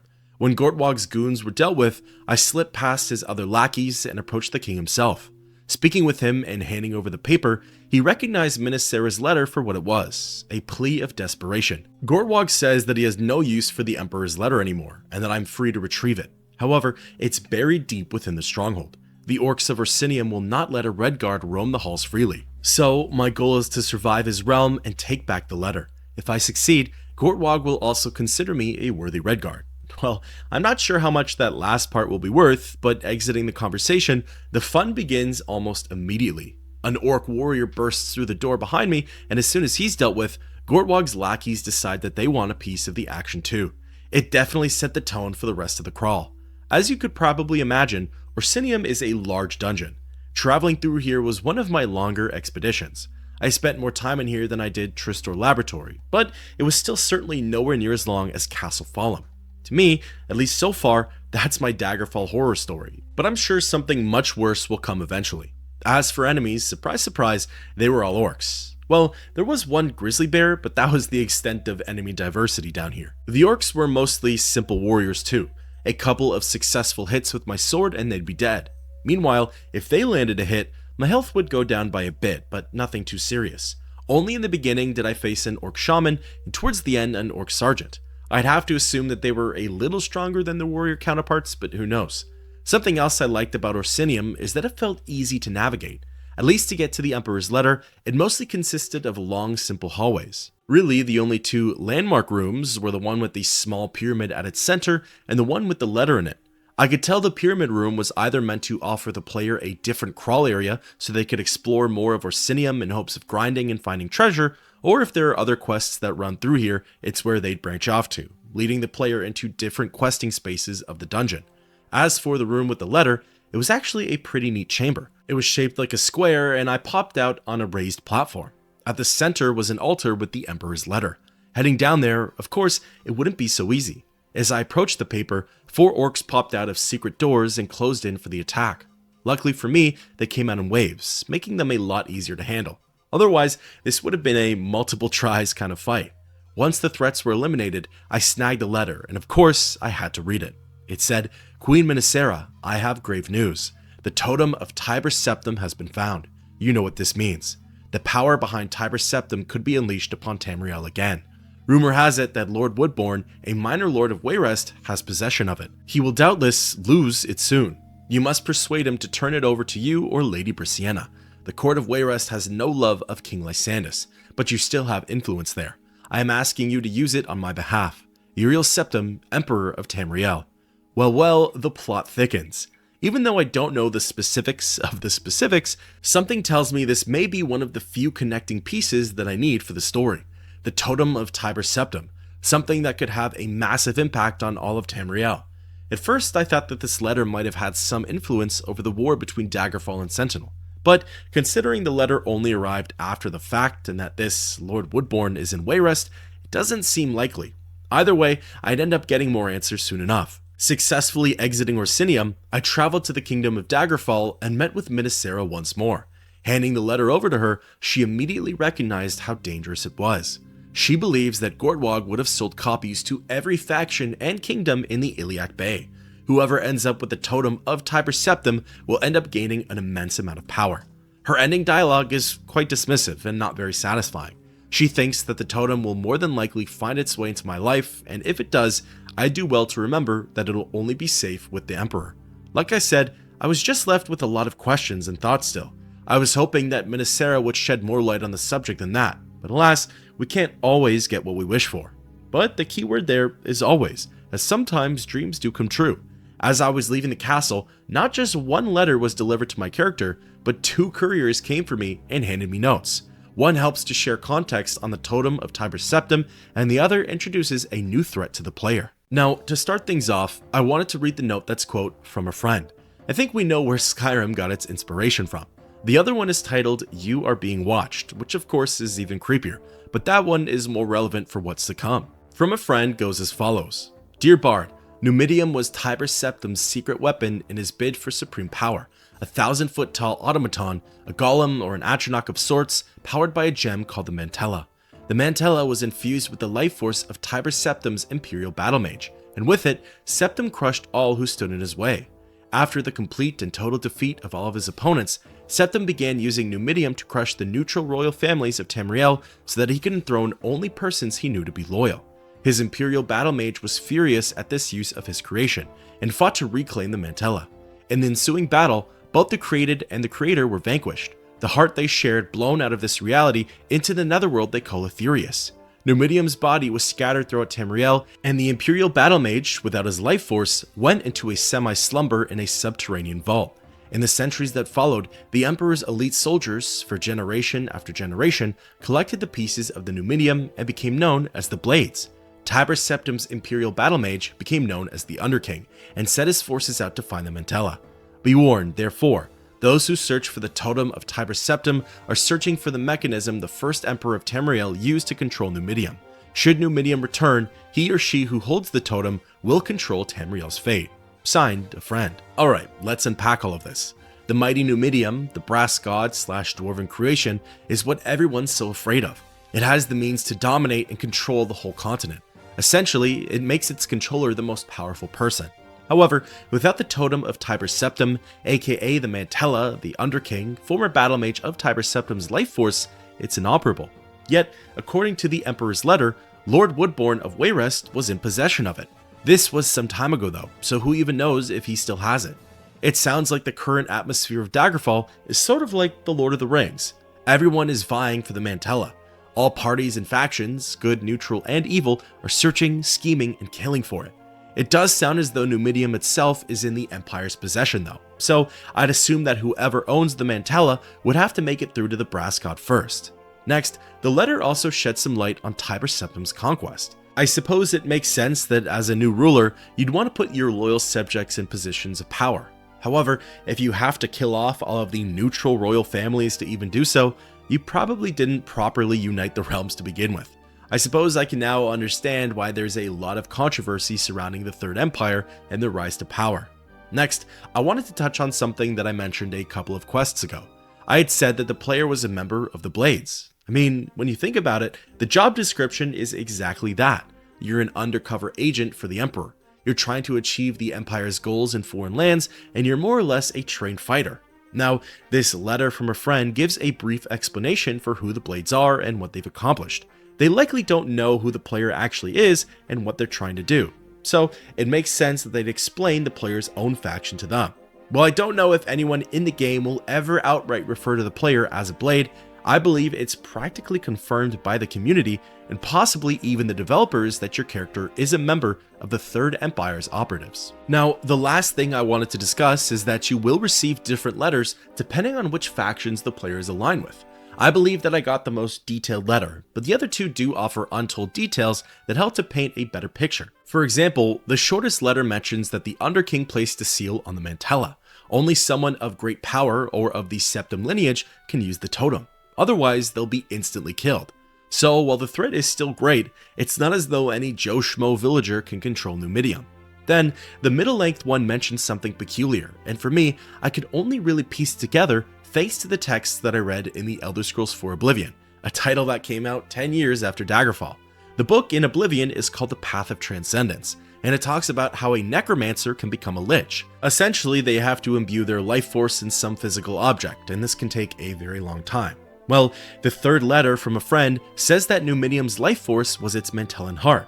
Since the battle mage imbued his life force into the Mantella, a process necessary for lichdom, moving one's soul into a physical object, does that mean that the Underking is a lich? Without more context or having met with the battle mage, it's hard to say. However, that's an answer I might receive in due time. Alright, for now, let's forget about letters to friends and let's switch over to the other letter, the one that's titled You Are Being Watched. This one reads, Bard, if you don't want to be dead as Lysandus, stop your investigations immediately. Do you really want to risk your life for a dead man? You are being watched. For the time being, there aren't any leads for this letter. However, as the game goes on, surprise attacks start to occur on my character. Warriors and barbarians appear out of nowhere and aggro onto me. Admittedly, the timeline for these series of quests is a little jumbled for my playthrough. Essentially, after enough of the assaults have taken place, I would have received a letter from Princess Elisana of Castle Wayrest. She invites me to speak with her so that way we can exchange favors. However, this is actually the second quest that she offers the player. The first one has a rather brief window. It's only available once I've hit level 6 and before I've completed Orcish Emancipation, the quest for the Emperor's Letter. Fortunately, I had saved right before I entered Orsinium. Even though I'm jumping back a bit on the timeline for this one, I think it's 100% worth showing off, as it clearly demonstrates the kind of person that Princess Elisana is. So, approaching her at Castle Wayrest, prior to finishing my work with Minisera, she introduces herself and offers me her first quest. Elisana is the eldest daughter of King Aedwir, and heir to the throne of Wayrest. For this mission, Elisana admits that she's gotten herself into a bit of a situation and would like my help to get her out. Lord Castellian, the senior member of the Elder Council and the subject for Prince Helsith's quest, has forgotten his cloak at the castle. Elisana apparently borrowed it from him, and she'd like for me to return it to him at Kingheart Palace. She offers me compensation in the form of a torque. Accepting the quest, she hands me the robe and gives me his exact location. Elisana would like for me to return to her in no more than 16 days. Sounding simple enough, it took me about 4 days to travel to Kingheart Palace, which left me with at least 8 days to deal with Lord Castellian. That shouldn't have been a problem at all. Once daytime hit, I began asking around for the Woodham residence. To be honest, I couldn't remember if this was the same house where I originally found Lord Castellian for Helsith's quest. It sort of sounds familiar, but at the same time, both quests give the player a random town and random residence and Wayrest to go to, so it's probably not the same place. In any case, locating Lord Castellian and interacting with him, things hit the fan really quick. The Lord dropped dead on the spot. All he said was, "A gift from Lady Elisana? Thank you, Bard, it fits like a glove." Then, following that, it says that my character feels a tearing sound, almost as if reality was being torn open. There's still no explanation as to why he died, at least not right now. From here, the Woodham residence turns into a battleground. Lord Castellian's guards spawn in and begin attacking. Acting in self-defense and swinging back, the guards accuse me of killing Castellian. They believe that since I was in the room with him last, I was the one who struck him down, and honestly, it's a fair assumption. The manhunt ends as soon as I exit the house, but that's not all. In the Woodham residence, there are these beings I've never seen before. They have the form of a woman, yet they're able to transform into these harpy-like beings. They also let out a devious laugh, practically as if this is all a game to them. It was definitely a confusing and shocking interaction. How and why did Lord Castellian die? Well, striking the Daedric seducers, as that's what they are, they say, "Leave this place, little Redguard. We have come to claim Lord Castellian. You have done your part by delivering his funeral shroud which summoned us." Barely escaping the residence, I think I can now piece together what happened. The cloak was not Lord Castellian's, hence him thinking it was a gift. The shroud was an assassination attempt, and it worked. The wearer gets 3 Daedric seducers sicked on them. I guess Castellian's guards are none the wiser though, as they still insisted that I was the killer. This creates uncertainty and confusion surrounding his death, and furthermore, it shows just how dangerous Princess Elisana can be. Interestingly, it is possible for the player to wear the robe first and have 3 seducers descend on them, getting a feel for what's to come. However, if all 3 of them are defeated, it puts a hard stop to the quest. If one is left alive, then the robe can still be delivered to Castellian. The main difference though is that you'll know what's coming. Now, returning to Castle Wayrest, I was cautious when approaching Elisana. How much was I supposed to see, and what exactly was I not supposed to know? Well, in a rather psychotic manner, Elisana didn't really touch on the obvious. She instead gifted me the torque and praised me for my work. She then said that she hoped Castellian appreciated all the hard work that she put into the robe, calling it a real attention getter. Again, just a scary interaction. The last part of Elisana's dialogue is particularly interesting though. She says that King Eadweir is looking for the totem of Tiber's septum, and that when he finds it, he'll need someone to retrieve it for him. The princess says that she'll mention my name, and if I get chosen, there are plenty of riches and fame to come. You can see just how soulless Elisana is with those beady eyes. Why she wanted Lord Castellian dead in the first place is beyond me. Maybe it's related to the totem of Tiber's septum. Maybe it has to do with Prince Helseth's blackmail. I read that apparently Castellian wanted to marry Elisana, but she didn't feel the same way. Perhaps that's a contributing factor too. In any case, now that we've seen what Elisana is capable of, let's jump forward in time. We're now back to the current timeline, where I had just finished with Orcish emancipation and received the 2 letters. Chatting with Princess Elisana again, she sweet talks my character and name drops Lord Woodbourne, which is of interest to me. After all, he was the last known owner of the totem of Tiber's septum. It sounds as though she's in contact with him, which could mean she has a lead on the Mantella. Furthermore, she knows that I'm actively looking for it. She plays coy and calls it a totem pole. This feels like it's an attempt to lead me to believe that she doesn't know much about it, but I've seen what she's capable of, and I know just how cunning she can be. As it would turn out, she has a separate contact who might have some information regarding the Mantella's whereabouts. The only thing that she'd like in return for the information is that I escort her cousin, Elassa Asham, to the contact, Dunrick Moorfield. Accepting the quests, Elisana says that her cousin loves adventure and that she's excited to spend time with Dunrick. Moorfield is apparently at the Kingsmith residence in the Feather and Huntsman Hostel of the region of Daggerfall. What's more, to sweeten the deal, after the job is done, Dunrick will further reward me with 570 gold pieces. Truly, this feels like it's too good to be true, and wouldn't you know it, it is. Leaving Wayrest, Elassa's icon appears on my screen, indicating that the princess's cousin is now following me. Fortunately, there's no time limit for this quest, so there's less pressure, which was very helpful for what was to come. Traveling to the Feather and Huntsman Hostel, we arrived late at night. Since there were no NPCs out and about, I decided to rest at one of the local inns. Interestingly, none of the people in there had Dunrick Moorfield as a dialogue prompt, and I'm not sure if that was a small bug or if I needed to do something else first. Either way, attempting to sleep, I was awoken by an enemy. An opponent had actually tried to get to me while I was at a tavern. It was one of those aforementioned warriors/barbarians that are brought to you by the "You Are Being Watched" note. Defeating them in combat, they had a separate note in their inventory. It simply read, "Kill Bard before too much is learned. Use any means." This wouldn't end up being an isolated incident either. In fact, these attacks would go on all night long. Eventually, I defeated 4 or 5 of them. All of them dropped the same kind of note except for one. The outlier said, "Bard needs to die, no excuses." Interestingly, they were all signed by the letter W. For now, I'm not really sure who that could be. Either way, the plot continues to thicken. At one point, after winning another battle, Elassa tells me that I'm much tougher than Elisana said I'd be. Unsure of what to make of that, it only gets stranger. After my final tussle, Elassa speaks up again. She asks who those barbarians were, citing that they almost killed me. She then makes a very dire mistake. Asham says, maybe you should just forget about Lysandus' ghost. How did she know that I was looking into that, and why would she even bring that up? Right after that, the princess's cousin makes a break for the exit and disappears. While I have an idea of what's going on here, more information gets revealed if I just continue with the quest. As soon as morning comes, I located the Kingsmith residence and found Elisana's contact. Now, chatting with Dunrick Moorfield, I again believe his dialogue was bugged, as technically I was supposed to receive a different response from him. What he says is short and brief. He seems confused and acknowledges Alasa. This shouldn't be the case though, considering she ran off last night. Nervous, he tosses me the bag of gold and acts as though he doesn't know anything about the totem. After that, he runs off and I don't really get much closure. No one else in the game talks about what happened, and Lady Elisana doesn't shed any more light on it either. Technically though, from here the quest is complete and I could just forget about it.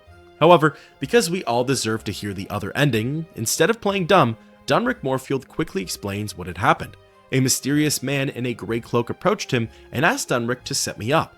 The barbarians attacked me on the long journey in hopes of killing me, as detailed by the note. As for Alasa, she's not actually Elisana's cousin. She's just some girl that they found off of the street. She was just used as an excuse to get me out this way. As it would turn out, Moorfield never had any information on the totem. Elisana knew that by just hearing that, my ears would perk up. So, at this point, it's more than clear that the princess sees me as a threat and is trying to have me eliminated, similar to what she did to Castellion. She sent me the letter saying that I was being watched, and she sent assassins after me. Clearly, if that's the case, I'm on the right path. Perhaps I'm getting closer to solving the mystery of the Mantella, and in turn, the mystery of why Lysandus is haunting Daggerfall.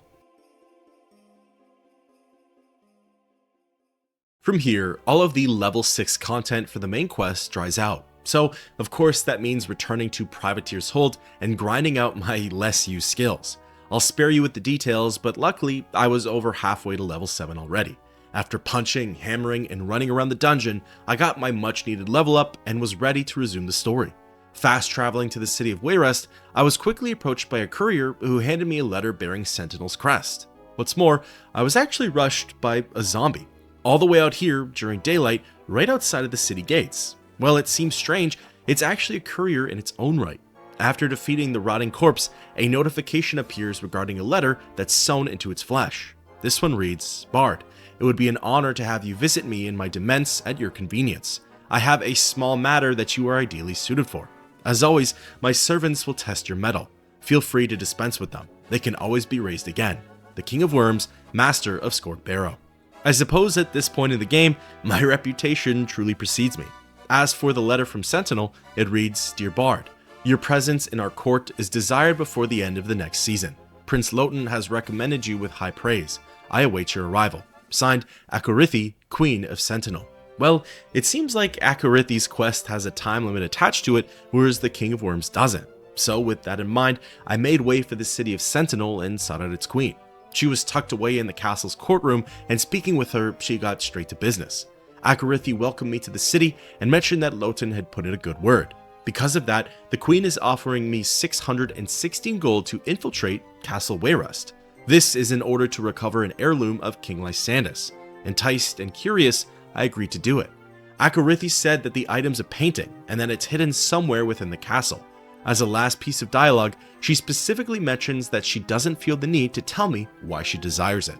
Well, that's something that surely I'll get to the bottom of for myself. Exiting the castle, I fast traveled to Wayrest and made way for its castle. Akorithi never says where exactly the painting is, but it didn't take me long to figure out that it was in the dungeon. Now, similarly to Minisera's quarters, the royal bodyguards really don't like it when I go exploring around the castle. Interacting with the dungeon's doors once, I get a warning. Doing it a second time, the rogues, mages, warriors, and knights of the court descend on me. Fighting off my assailants and clearing away from the main chamber, I'm able to branch off and begin my crawl through Castle Wayrest. Now, why would Sentinel, the former enemy of Daggerfall, want a painting of King Lysandus, the leader of said enemy state that's owned by Wayrest, the region that was supposedly the neutral acting party? It's all a little fishy, and let me tell you, when I get a hold of that painting, the plot really thickens. As for the dungeon itself, it's a bit of a new scene for my character. It consists of a lot of nuisance creatures, human enemies, as well as centaurs, an enemy type I've yet to interact with. They don't have a tremendous amount of health. They can hit a little hard, knocking down a third of my HP at the best of times, but for the most part, they really weren't anything to fear. Obviously, the dungeon had its fair share of winding tunnels and narrow hallways. However, it also had a small body of water which I needed to get into. This meant I had to actually use my swimming skill for once, and I had to fight off some slaughterfish. These scaly beasts are just as tough as their counterparts from the future installments, so not very. However, they did somewhat trigger my thalassophobia, so in the end, I guess they came out on top. After some more exploring, meandering, fighting, twisting, and turning, I finally landed on my point of interest. It was a similar setup to Gordwog's letter from a few quests ago. The quest item was placed on a pedestal at the center of the room, and whenever I got close to it, enemies would burst through the nearby doors and charge in for the attack. Eventually though, I was able to clear all the threats and managed to secure the painting. Interacting with it doesn't bring on much. There are no pop-ups or informative blurbs. However, after inspecting the painting in my inventory, the game gives me an extremely important piece of information. The scene in the painting shifts and twists. You can clearly see the inside of a tent. Several men in the livery of Wayrest are intensely debating with a man bearing the coat of arms of Daggerfall. One of the Wayrest men slips behind the Daggerfall man, draws a dagger, and casually slides it in between his ribs. The image fades as the life ebbs from his body. That's all I get from the painting, but if it means what I think it means, that might just be one of the most crucial pieces of evidence that I've come across yet. Given that we're told this is an heirloom of King Lysandus, I think it's fair to assume that he's the man in this image who bears the coat of arms of Daggerfall. We know that through Prince Helseth, it's believed that some of Wayrest's royal advisors actually made it to King Lysandus before the Battle of Crongane had begun. Putting two and two together, if this painting is to be believed, the third party, the neutral kingdom of Wayrest, had sent assassins to kill Lysandus. How deep this goes though is unknown.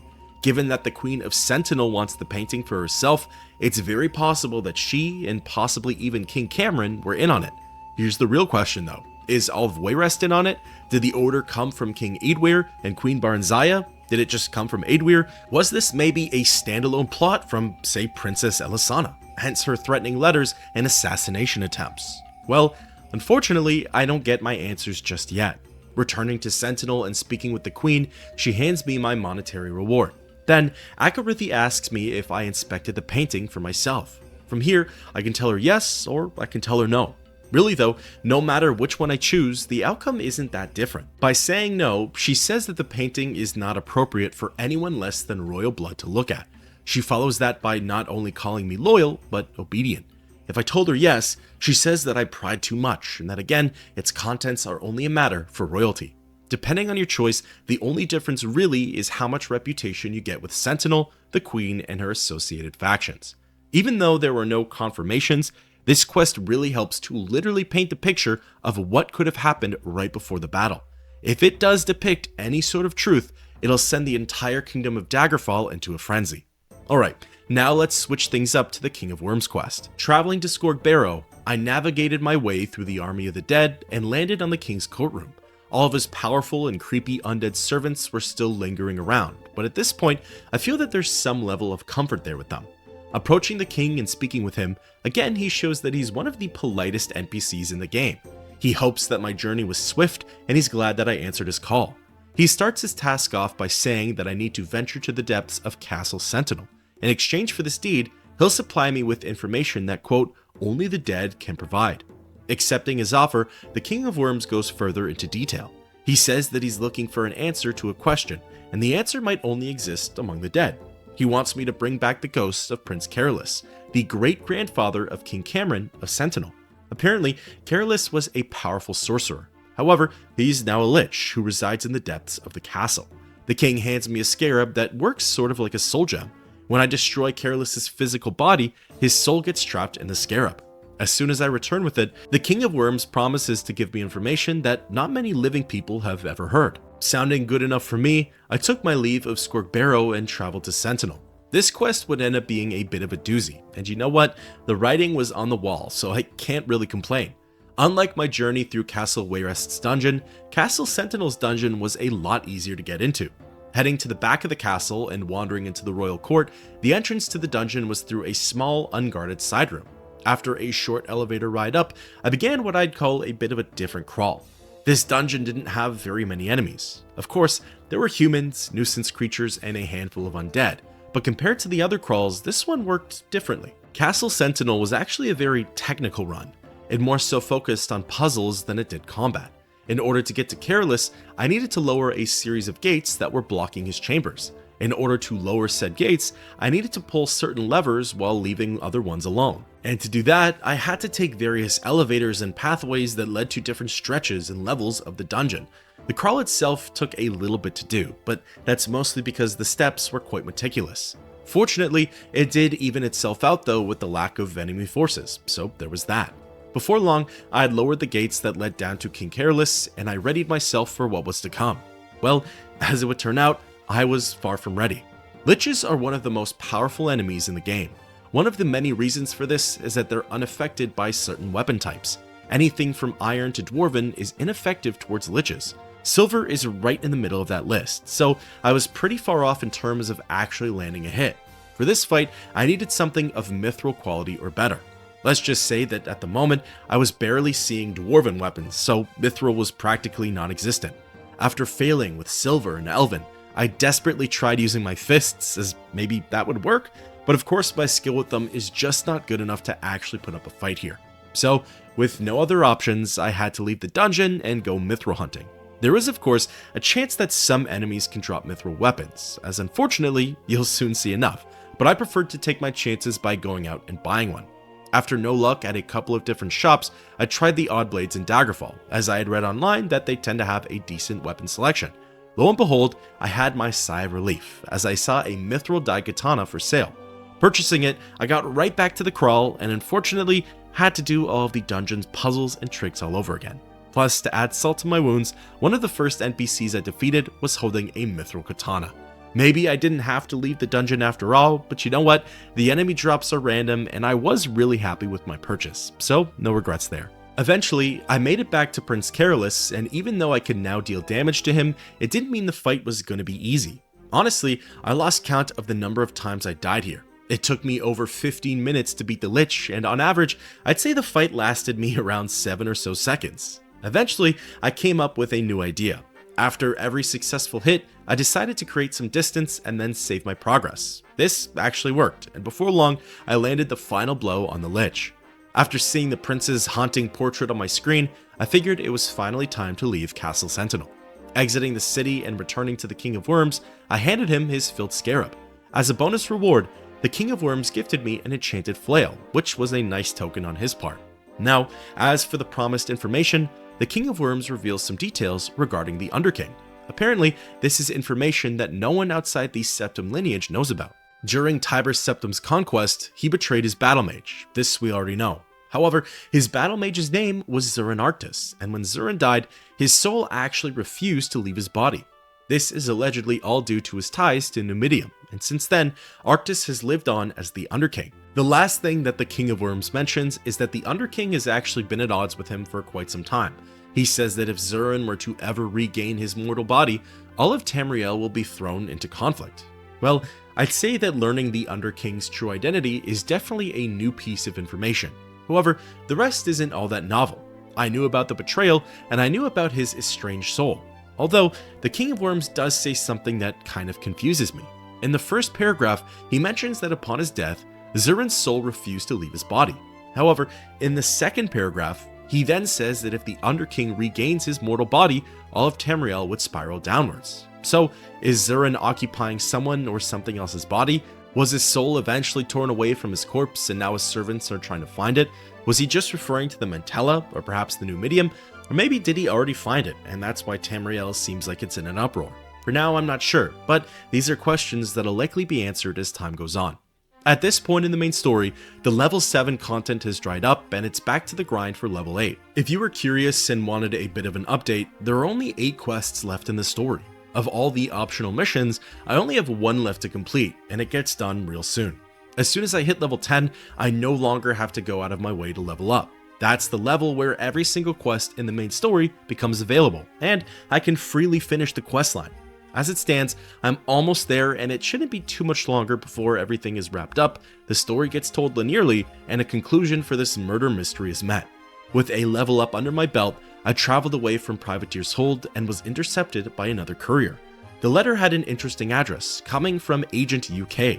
I'm only now realizing that it stands for Agent of the Underking, and it's not some typo or Elder Scrolls version of James Bond. The letter reads, "Dear Bard, Queen Akarithi of Sentinels spoke highly of you as a brave, able, and unprejudiced Redguard. Her actual words were a hero. For some time, we have been looking for someone like that. I will not lie to you about our loyalties. We serve the Underking. If you are a believer in fairy tales and consider the Underking the ultimate force of evil, we apologize for misjudging you. Otherwise, we need your help. You can find me at the Heartsmith residence of Wailing Omen of Arkay in Sentinel. I will wait 1 month. Signed, Grej." Well, with only 30 days on the clock, there was no time to waste. Traveling to the Wailing Omen of Arkay, what a name, I asked around for the correct residence and soon landed on the Agent of the Underking. Grej introduces herself and admits to being surprised at my arrival. She then asks if I'd be willing to help the Underking in an endeavor against the Necromancers.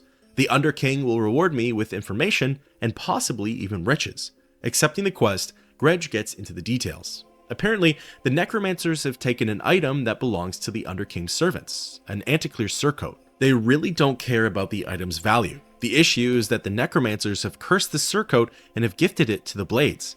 These are the very same undercover soldiers, Emperor's agents, possibly the player's own guild kind of faction. Interestingly, Grej mentions that even though the Blades are loyal to Tiber Septim's code, they aren't always loyal to the current Emperor. This is definitely an intriguing detail to add. In any case, for one reason or another, the Underking doesn't want any harm coming to them. So my task is to infiltrate Castle Lugwich in Ikalon and retrieve the Anticlear surcoat. My time limit is 326 days if I want to receive the reward and info for my efforts. While the thought of a deadline in Daggerfall is inherently scary, 326 days is actually a very long time, especially considering that it's only a 19-day expedition to reach the castle. Now, I can't help but think on what Grej had just mentioned. Not all Blades are loyal to the Emperor, and Zurin Arctis wants them unharmed. I guess the easiest way to put 2 and 2 together is to assume that some of the Blades are working for the Underking, as after all, he was once incredibly close to Tiber Septim, and in many ways, he's a clearer embodiment of what the Third Empire stands for than, say, the modern-day Septim ruler. Furthermore, if the Blades are working hard to collect the pieces of Numidium, the Underking stands to gain from their progress. So, it makes sense that he'd want them to continue with their work unharmed. Plus, since the King of Worms directly opposes the Underking, it would be in his favor to try and halt the Blades' progress. Also, I think it's safe to say that Mr. Worms isn't in good graces with the Empire either, so he too benefits a lot from the Blades' failure. Alright, now let's switch gears to the dungeon itself, Castle Lugwich. Lugwich was a fairly standard crawl. It had human enemies, centaurs, and a couple of undead. For the most part, the trek wasn't too tricky or complicated. It was mostly a tank and spank sort of experience, and the route to the Anticlear surcoat wasn't that complex. Really, the only enemy of interest here was a mandatory fight with a vampire ancient. Well, I guess I could have run past the thing, but I wanted to prove to myself that I could take on any enemy type in the game. It did take me a couple of tries to beat it, but I was able to make it past the Guardian and into the final room. Here, it looked like there was an all-out massacre. Littered on the ground were dead humans and even gargoyles, an enemy I had yet to face. At the center of the chamber was not only the quest item, but hordes of treasure that were ripe for the taking. Filling my pockets with as much as I could take, I then snagged the surcoat and made way for the exit. Honestly, it didn't seem like there was anything special about this shirt. It was just enchanted and no other information was offered to me. Either way, believe it or not, returning to Grej at the Hearthsmith residence would end up being the most challenging part for this quest. For the life of me, I could not find the Agent of the Underking anywhere. I checked the home where I first found her, and I checked every single home on the southern side of the village. She was just gone. At first, I assumed it was because I had accidentally used the shirt's enchantment and that it ticked off Zurin Arctis. So, wanting to start off on a better foot, I reloaded a previous save and finally discovered why I could not find Grej. It wasn't due to timing nor using the surcoat. It was because I had traveled to the wrong village. I went to the Holy Omen of Arkay instead of the Wailing Omen of Arkay. My bad, who among us, right? Finally, locating Grej, she congratulated me on my success, and as a bonus reward, she cleared the curse from the surcoat and let me keep it. Now, as for the promised information, it's pretty spicy, and practically confirms my theory from earlier. Grej says that King Lysandus did not die in battle. He was, quote, slain by treachery before the fighting had even begun. She reaffirms that his monument in High Rock is all for show. However, Grudge reveals that his actual remains were brought to the ancient tomb of Menevia. From here, the agent doesn't have any more answers for me. She's unsure of who betrayed Lysandus, and she doesn't know why his spirit haunts Daggerfall as opposed to, say, Crimegain. Well, I think I can answer that first one. Grudge essentially confirms that the painting from earlier depicts the truth, and that Wayrest had assassinated Lysandus. However, she is right. Why haunt Daggerfall of all places? Well, sooner or later, that's an answer I'm likely going to receive, but for now, it's on to the next one. Now, this next quest requires a bit of a callback. Some time ago, I learned that Lysandus' mistress, Medora Dureni, was still alive. She was cast out of Daggerfall's court and sent to the island of Balthira. However, no one knew exactly where she was, and no one knew why she couldn't leave the island. Well, as it would turn out, there's a dungeon there that's conveniently named Dureni Tower, and this tower is where the story leads me to next. However, something to note about this dungeon, it is not for the faint of heart. I'd honestly say that so far, enemy-wise, it's the toughest dungeon that I've gone through. This place had ghosts, wraiths, dark seducers, vampires, skeletons, mummies, and even a lich. Compared to rogues, bats, rats, and orcs, that's definitely a powerful lineup. However, its silver lining is that it doesn't take a tremendous amount of time to reach Dureni. As soon as you do the crawl once, and trust me, I needed to come back here for reasons that you'll soon find out, you'll see that the pathway to her quarters is fairly straightforward. Truly, the first room is what hits you with a bang. It's where a majority of the tougher enemies are, and they all come at you one after the other. Further down the line, it's mostly spirits, with a few tricky fights sprinkled in. Towards the end of the road is where I had to get past the Lich, and to be honest, this was an enemy that I wasn't really prepared for. I just didn't feel like sitting through 15 minutes worth of death animations again, and given that it's just gonna respawn anyways, I decided to save myself the trouble. So, booking it past the Lich and closing the door behind me, I finally laid eyes on Medora Dureni, King Lysandus' court sorceress and secret lover. Speaking with her, she introduces herself and mentions that her and I have mutual interests. We both want to see Lysandus' spirit put to rest. Dureni thinks that she can help me accomplish such a thing. However, first she needs to be able to leave the castle. Accepting her quest, Medora tells me that Nulfaga, the crazy grandmother of King Gothrid, will be able to help us out, provided she hasn't completely gone off the deep end. In order to break the curse of Dureni Tower, I need to retrieve the horn of a great unicorn. Medora believes that this can be found in Shedungeon, Nulfaga's current residence. Before leaving, the sorceress says that she expects me back here in 61 days. See, in my eyes, she's stuck in this tower, and has been for quite some time. If anything, she needs me more than I need her, so I don't think it's in her best interest to implement a strict timeline for my journey, but hey, I'm at the game's mercy here. Luckily for me, leaving Dureni Tower is a lot easier than entering it. Making it out in no time, I made way for Shedungeon and embarked on the easier portion for this quest. Paying a small visit to Nulfaga, I was curious to see if she had any input for this mission, and wouldn't you know it, she did. Well, sort of. I don't know if I'd call it input, but honestly, Nulfaga's last rant had some truths in it, so maybe there is more here than meets the eye. Chatting with Nulfaga, she said, "We are only like dead walls or vaulted graves, that ruined yield no echo. Oh, this gloomy world, and what a shadow or deep pit of darkness doth, womanish and fearful, mankind live. How came Lysandus by his death? In a mist, I know not how. Oblivion not come yet? I'll it nearer by a perspective, or make a glass that shall see the world on fire upon an instant. I cannot sleep. My pillow is stuffed with a litter of porcupines." That last line is pretty funny, but the rest of it could possibly, maybe, be interpreted in some kind of way. She does say that she's still not sure how Lysandus died, but we the players now know that piece of information. Nulfaga also mentioned something about Oblivion coming, and that the world will be set on fire. I truly don't know how this game ends, so maybe there's some correlation there, but at this point, my mind just runs to the events of the Elder Scrolls 4 Oblivion, which I think would be pretty crazy if this was foreshadowing for a game that was still 10 years out.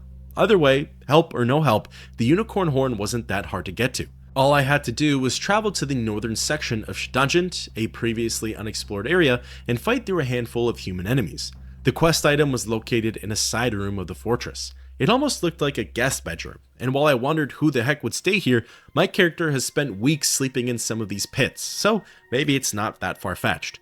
With the horn in my inventory, I exited Shedungeon and made way through Dureni Tower once again. Battling through the forces of evil and dodging the Lich, I landed back at Medora's chambers. Interacting with Dareni, she thanked me for my efforts and warns me that there are still many trials that await. By handing her the horn, the curse of the tower is lifted, and Medora steadily says that it was Minisera who cursed it to begin with.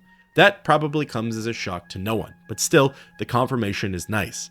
The sorceress says that she'll be in touch, and as a reward, she gifts me a holy dagger. For now, I'll just have to take her word that she really can help me with my mission. Other than her being indebted to me, those are her words, I didn't really get a whole lot out of Medora, and I hate to sound like a broken record, but with 6 quests remaining, I'm hoping that everything will soon come full circle. Alright, I'm gonna try and keep this next quest relatively short, at least on my end. The information that's given to me via the quest giver is redundant, and it's just a repeat of what I've already heard. However, the actual text that's in this quest is pretty interesting, so that's mostly what I'll focus on. After reaching level 9 and traveling for a couple of in-game months, I was stopped by a courier who handed me a letter from Wayrest. It was from Queen Baranzaya, and it read, Castle Wayrest.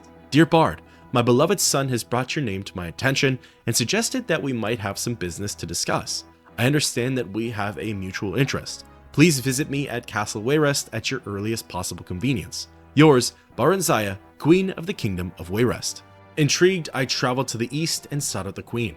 Similar to Helsith, I was first introduced to her during Morrowind's Mournhold DLC, so it's interesting to see her appearance here in Daggerfall. Speaking with her, she thanked me for coming and told me that she thinks I can be trusted. Again, that's all due to Helsith's word. The nature of Baranzaya's task is sensitive, and if I can complete it to her liking, she offers me 495 gold as well as some useful information. Again though, not to spoil anything, but it's already info that I've heard. Accepting the quest, Baranzaya gets into the details. Apparently, years ago, one of her scribes wrote a biography on her. She says that even her worst enemy would look down on it, meaning that whatever's written in there must be filled with lies and defamation. Since the biography is critical of the Empire, it's largely suppressed, and the author has since been executed. However, every so often, a chapter or two emerges, and this time, it's been purchased by Gortwog, leader of the Orcs. Clearly, Gortwog is playing chess in this game while everyone else is playing checkers. The text is being held in Orsinium, and Gortwog is attempting to publish it. Baranzaya urges me to act with haste, and once the chapter is secured, she'll offer me my reward. Apart from the fact that I don't need whatever it is that she's offering, the quest itself is actually pretty interesting, and it can be quite complex. It isn't explicitly stated, but I have 6 days to retrieve the chapter from Orsinium. If I don't, then the necromancers end up getting to it first and taking it to Skorg Barrow. This is communicated to the player via a vision from an orc shaman. It essentially becomes a whole different dungeon crawl, and I don't know about you, but I'd rather take on legions of orcs than an army of the undead. As for Orsinium, the experience wasn't far off from recovering the Emperor's letter. The main difference though is that I was really conservative with my resting time. Even though I was in the dungeon, I still had less than 48 hours to recover the text, and I wasn't going to take any chances. For this particular crawl, a lot of the pathways were the same as my previous one, but this time my desired destination was the chamber with the small pyramid at its center. In order to gain access to the room with the chapter, I needed to activate a wheel in a separate part of the dungeon. This unlocked all of the magical doors below and allowed me to brave the bowels of Orsinium. Soon, after defeating a couple of orc sergeants, I finally had the time to catch my breath and snag the biography. Giving it a read, it's quite juicy. It doesn't paint Baranzaya in the best light, but it certainly is not a good look for Tiber Septim. If you've already read the book titled The Real Baranzaya, this might not be news to you, but if you're like me and haven't, then it's a very bewildering read. The chapter goes as follows. You dance on the edge of a volcano, child, Drelian scolded as Baranzaya admired the emerald ring her lover had given her to celebrate their 1-month anniversary. How so? We make one another happy. We harm no one. Symmachus bade me to be discriminate and discreet.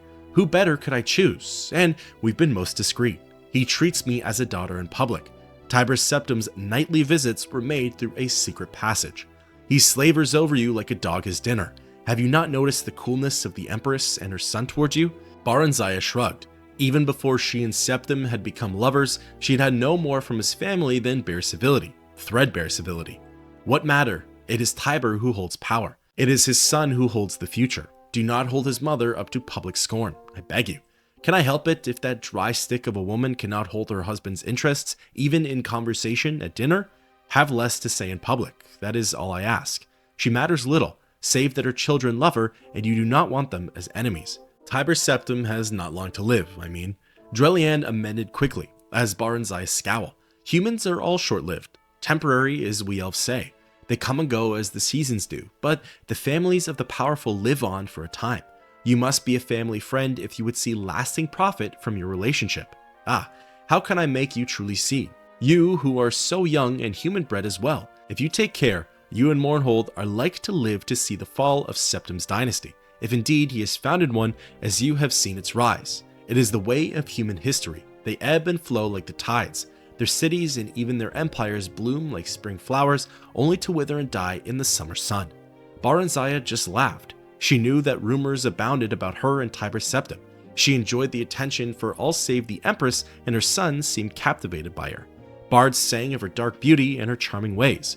She was in fashion and in love, and if it was temporary, well, what was not? She was happy for the first time she could remember, each day filled with joy and pleasure, and the nights yet better. "What is wrong with me?" Baranzaya lamented. "Look, not one of my skirts fit. What's become of my waist? Am I getting fat?" Baranzaya regarded her thin arms and legs and her undeniably thickened waist in the mirror with displeasure. Drelian shrugged. "You appear to be with child, young as you are. Constant pairing with a human has brought you early to fertility. I see no choice but for you to speak with him about it.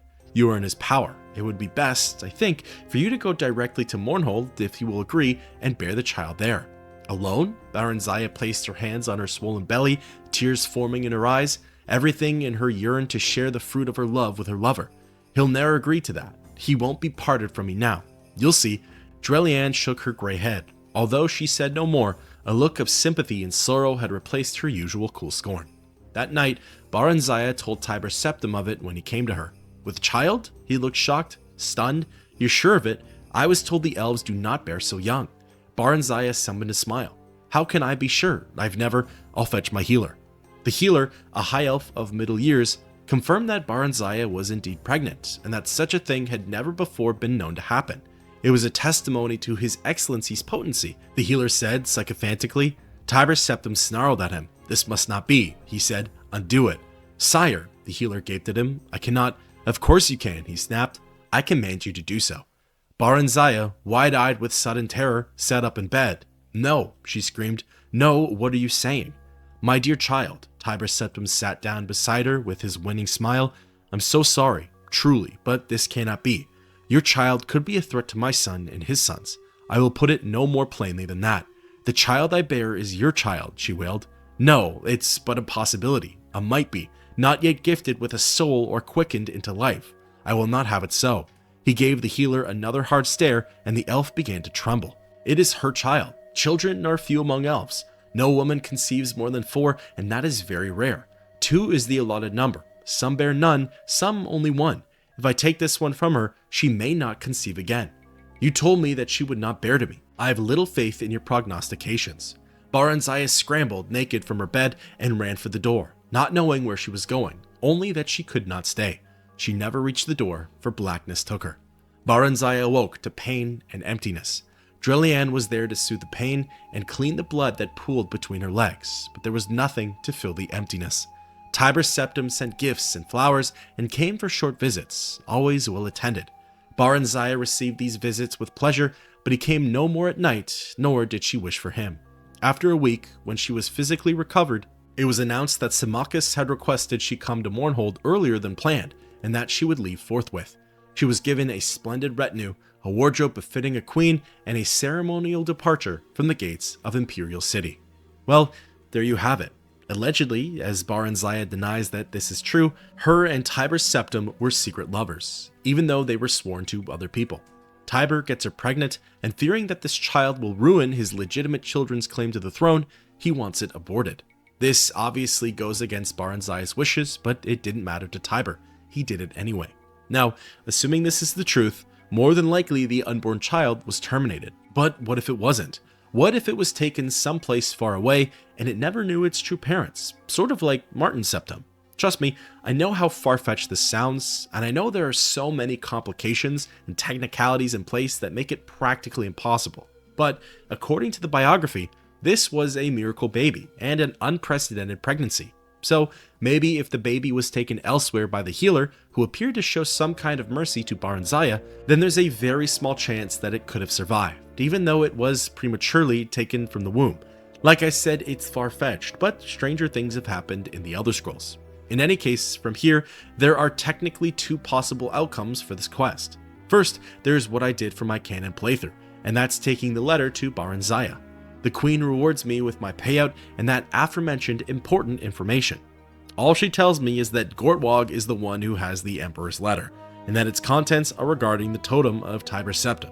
Yeah, a little late on the mark with that one, Baranzaya. The other outcome is to deliver the letter back to Gortwog. This decision feels a little strange if you retrieve the biography from Orsinium to begin with. You go through all that trouble of defeating his orcs and navigating his kingdom just to hand it right back to him. It makes more sense if you retrieved it from Skorg Barrow, but either way, he rewards you with a ring and says that he has his own reasons for wanting to make this chapter public. In the end, it really only affects your reputation with the Necromancers, Wayrest, and the Orcs. However, the neat part is that that's officially the end of all of Daggerfall's quote, optional main quests. The remaining 5 are all mandatory pieces for the story, and it's hopefully where all will be revealed and concluded. The last portion of Daggerfall's journey involves my character getting to level 10. Like I've said previously, level 10 is the final milestone for all of the quests within the main story. As soon as it's reached, it's like opening the floodgates. Everything becomes available and the questline can be completed. So, of course, I was off to Privateer's Hold for my final grind session. I was a ways off from leveling though, and even with my thought out strategic crawl, it took me a couple of laps to get there. I didn't really mind it though. Leveling like this was a great way to get into the flow zone. It was one of the few times in Daggerfall where I felt like I could just shut off my brain and roll through a dungeon. So, in some ways, getting to level 10 was bittersweet. It was sort of like graduating. You're happy to be out of there, but occasionally you reminisce on the good old days. In any case, as soon as I triggered the level up, events were set in motion.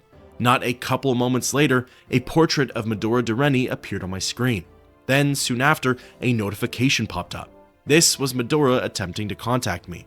My vision hazes, the world grows dim, and her face appears right in front of mine. Dureni says, "Bard, your efforts to free me have not been in vain. I have discovered a powder that will soothe the ghost of my beloved Lysandus. However, it is in the hands of Gortwog, warlord of the Orcs, in his steel citadel of Orsinium. Go to him in Orsinium and see if there's anything that could be done to persuade him to give it to you. Bring the powder to me in Dureni Tower once you have it." After that, there's a quirky blurb about how my character wishes she would have just sent a letter. Either way, this is an excellent lead for a quest that's been started many moons ago. Furthermore, it's the official start for wrapping up the Lysandus saga. So, exiting Privateer's Hold, I made way for Orsinium and sought out the King of the Orcs. After defeating his guards, I spoke with Gortwog and he was rather agreeable. The king says that only because he honors and respects the memory of Lysandus, he'll reveal the location of the powder. This dust can be found in the ruins of the old Greenton shack on the Isle of Balfira. Gortwog finishes by saying that Medora owes him. The price of the dust is her support for his claim to the heart, aka the Mantella. Given that Dureni is now an outcast and doesn't really have any remaining ties to any of the kingdoms, I don't think that's a terrible ask. Heading on over to the ruins of the old Greenton shack, what a mouthful, I stepped inside of its dungeon and began the crawl. This one was pretty similar to my quest for Sindasa the Maid. There's no exact location or pathway to get to the quest item. My objective was to roam around the area in search of a particular enemy. A mummy was my target. It apparently had the dust in its inventory, so I was essentially sticking my head into every nook and cranny and taking on every NPC in here. I actually enjoyed the concept of this crawl though. It was refreshing from the usual take this hallway, activate this elevator, pull this lever, swim across this lake type of adventure. Again, I could just sort of shut my mind off and really take the time to explore the dungeon. Compared to some of my previous crawls, I'd say that this run was actually quite short. Maybe around 15 or so minutes into the adventure, I heard my target's unique groan and soon laid eyes on the undead. Defeating it and looting its corpse, it not only had the dust on it, which happened to be lich dust, but it also had a letter. The sender's name was cut off to just Warl, but my best guess was that it was Warlord. Reading it, it says this parchment was used as a wrap for the packet of powder. Some of its message is now illegible. Lady Med, favor. They intend to slay him. I am sending Urs to stop them. You must support me. If the Empire finds I have attacked royal advisors of even if they are assassins, my people will never win the same status and respect as the Khajiit, Ians. However, with your support, I could a hero of the Empire and win respect from my people. Gortwog, World. Now, just to fill in the blanks for anyone who might be confused, this letter actually gave me some goosebumps when I read it. I certainly wasn't expecting it, and that's what made it so impactful. Gortwog was allied with Lysandus in hopes of getting the orcs the same sort of citizenship as all the other races. He specifically calls out the Khajiit and the Argonians. Gortwog, just wait until you see what happens in the next game. Either way, the orc raiding party that cut off Wayrest's advisors, the one that Helsith mentioned some time ago, knew that they were assassins heading for Lysandus. While Gortwog's armies got most of the advisors, a handful of them made it through, and the rest is history. Now, I'm curious as to why Gortwog sent this to Medora instead of, say, Minas Tirith. My guess is that maybe the court sorceress had more compassion for orcs than the former queen. Also, in one of Minas Tirith's hidden letters, again from a quest some time ago, it's revealed that her father had slaughtered a whole colony of orcs. So yeah, if you're an Orsimer, probably best to not strike a deal with the Queen Mother. In any case, after escaping the dungeon, it was on to the bane of my playthrough, Durrani Tower. I knew what to expect from it already. I've crawled through it a handful of times now. I won't go over the details again, as you probably get the picture. However, this time round I did manage to slay the Lich instead of just running past it. At level 10, that should be the bare minimum requirement, so it really isn't anything to brag about, but just thought I'd share. In any case, chatting with Durrani, she confirmed that this powder was the dust of restful death, and that the letter from Gortwog was intended for her. However, she never received it. A bit of an ongoing theme in this game. Medora vouches for the orcs and says that they're not the villains that most people assume them to be. She then touches on Wayrest and King Aedwir. Everyone knows that he's never been a fan of the Empire, but to go to the lengths of assassinating another king, that's too far, and Durrani would like to get to the bottom of it. Before sending me off, the sorceress says to check in with her in 1 month's time. That's when the dust will be ready, and she can then give me my next quest. I really didn't want to leave the tower, as that would have meant running through the whole gauntlet again, but I also didn't have the patience to wait here for 30 days. Fortunately, my next return to the tower would be my final one, so there was some light at the end of the tunnel. In the meantime, I figured the best way to kill 30 days was to travel around. Because I was traveling around, I figured I'd do some housekeeping, banking, shopping, and resting. Well, not long ago, I lucked out with my mithril daikatana. I would not have the same fortune looking for an adamantium version. I've come across and have other types of adamantium weapons, but in order to use my build to its full potential, the daikatana was my goal. In any case, when ready, I took a deep breath and ran back through Durrani Tower. For this one, there was no messenger or vision telling me that the dust was ready. After 30 days, it's on the player to return to Medora. Luckily, there's no time limit for this one, or else most players probably would have gotten hacked at the knees here. Now, I mentioned it before, but I didn't know it at the time, this was the last time I would have had to crawl through Durrani Tower. Unlike Privateer's Hold, this one was not bittersweet, it was just sweet. Soon, I reached Medora and interacted with her. She told me that, surprise surprise, the powder was ready. All I had to do was sprinkle it on Lysandus' corpse. She warns me though that this soul act won't put his spirit to rest, it only soothes it long enough for me to speak with him. Lysandus will have to be the one who picks his final exorcism. Durrani then follows that up with how she doesn't know where the king was buried, so I'll be on my own for that one. She ends our conversation by asking if I could send him her love and that soon, death won't be a barrier for them anymore. Maybe because she's a sorceress and possibly even an ousted necromancer, she can talk with spirits beyond the veil, but who knows. Also, I know that she was Lysandus' preferred lover, but still it feels a little odd to be leaning into the whole affair, especially after all that's transpired.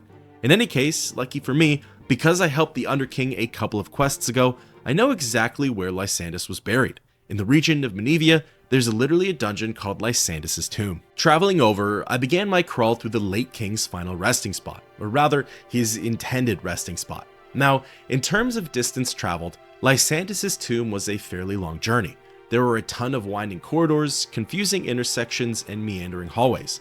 There were plenty of staircases that rose and fell, and there were enemies lurking behind every corner. However, in terms of enemies, I expected them to be a little more challenging, especially for a late game dungeon.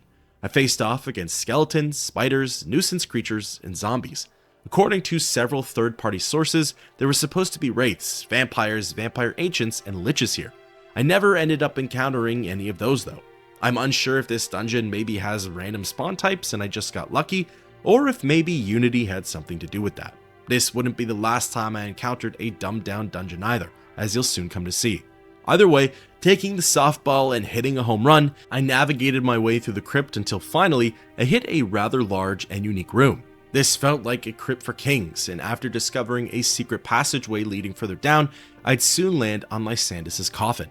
After taking out these skeletal guards, I approached the slab of stone and sprinkled the dust of restful death on Lysandas's corpse.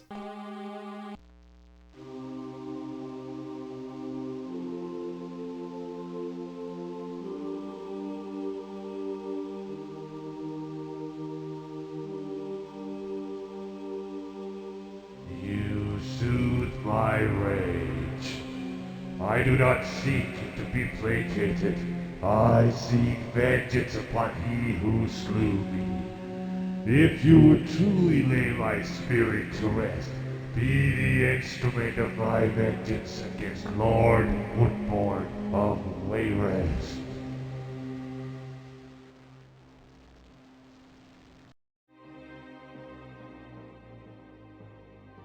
Hearing Lysandas's dialogue for a second time, it's certainly a lot clearer. However, if you're like me and just couldn't quite catch the details the first time round, basically he says that he wants revenge on Lord Woodborn of Wayrest, Lysandas's true assassin. Well, the plot continues to thicken.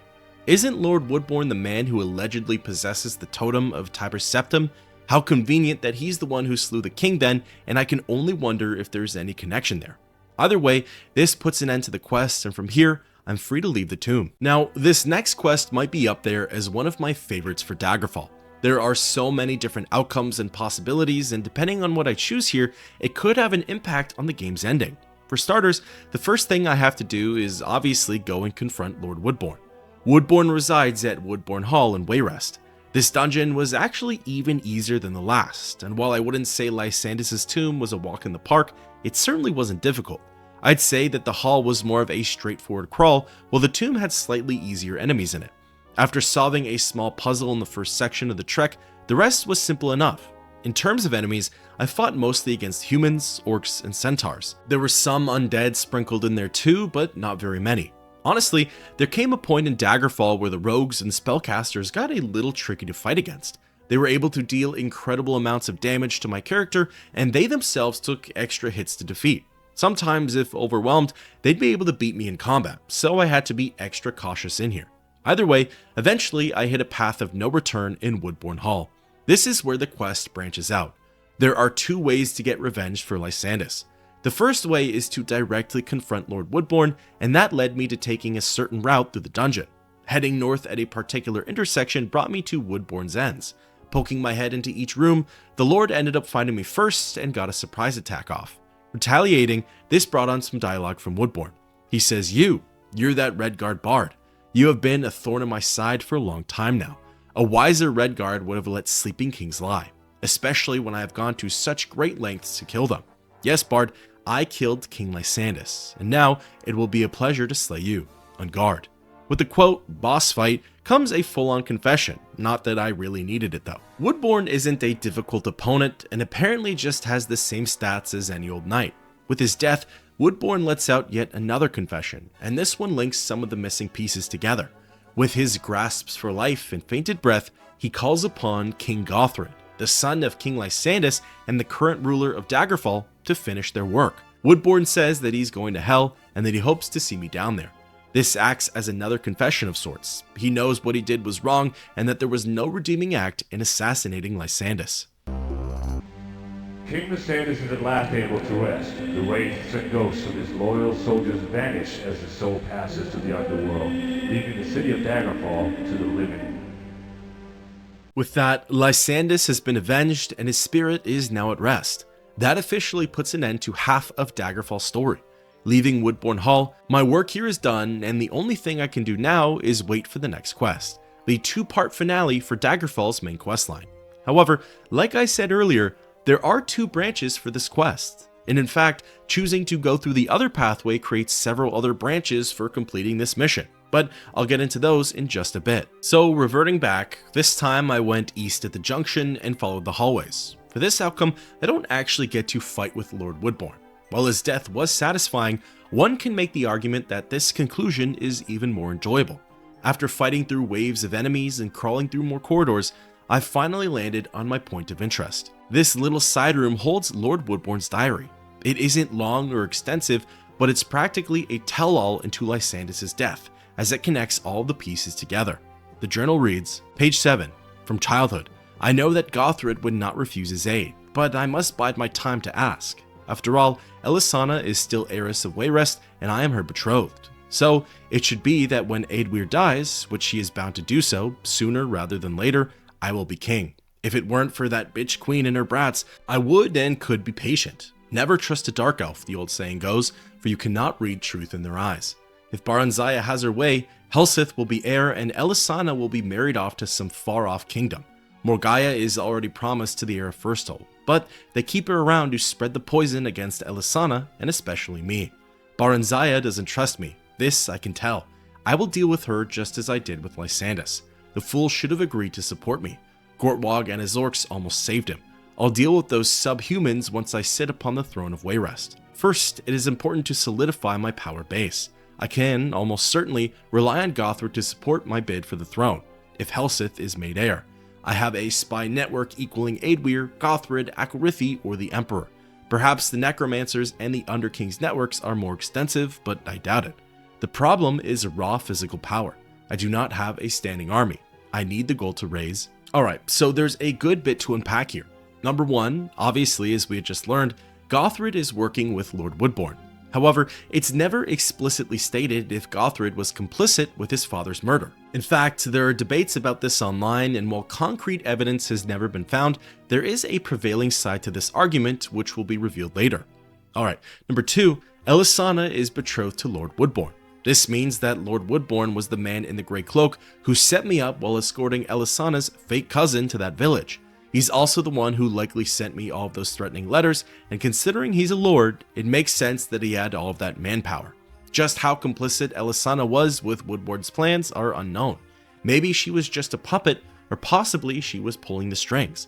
It's hard to tell, but my guess is that she was practically all in on it. Number 3 has already been confirmed, but Lysandas was teamed up with the Orcs and Gortwog, who are steadily becoming my favorite faction.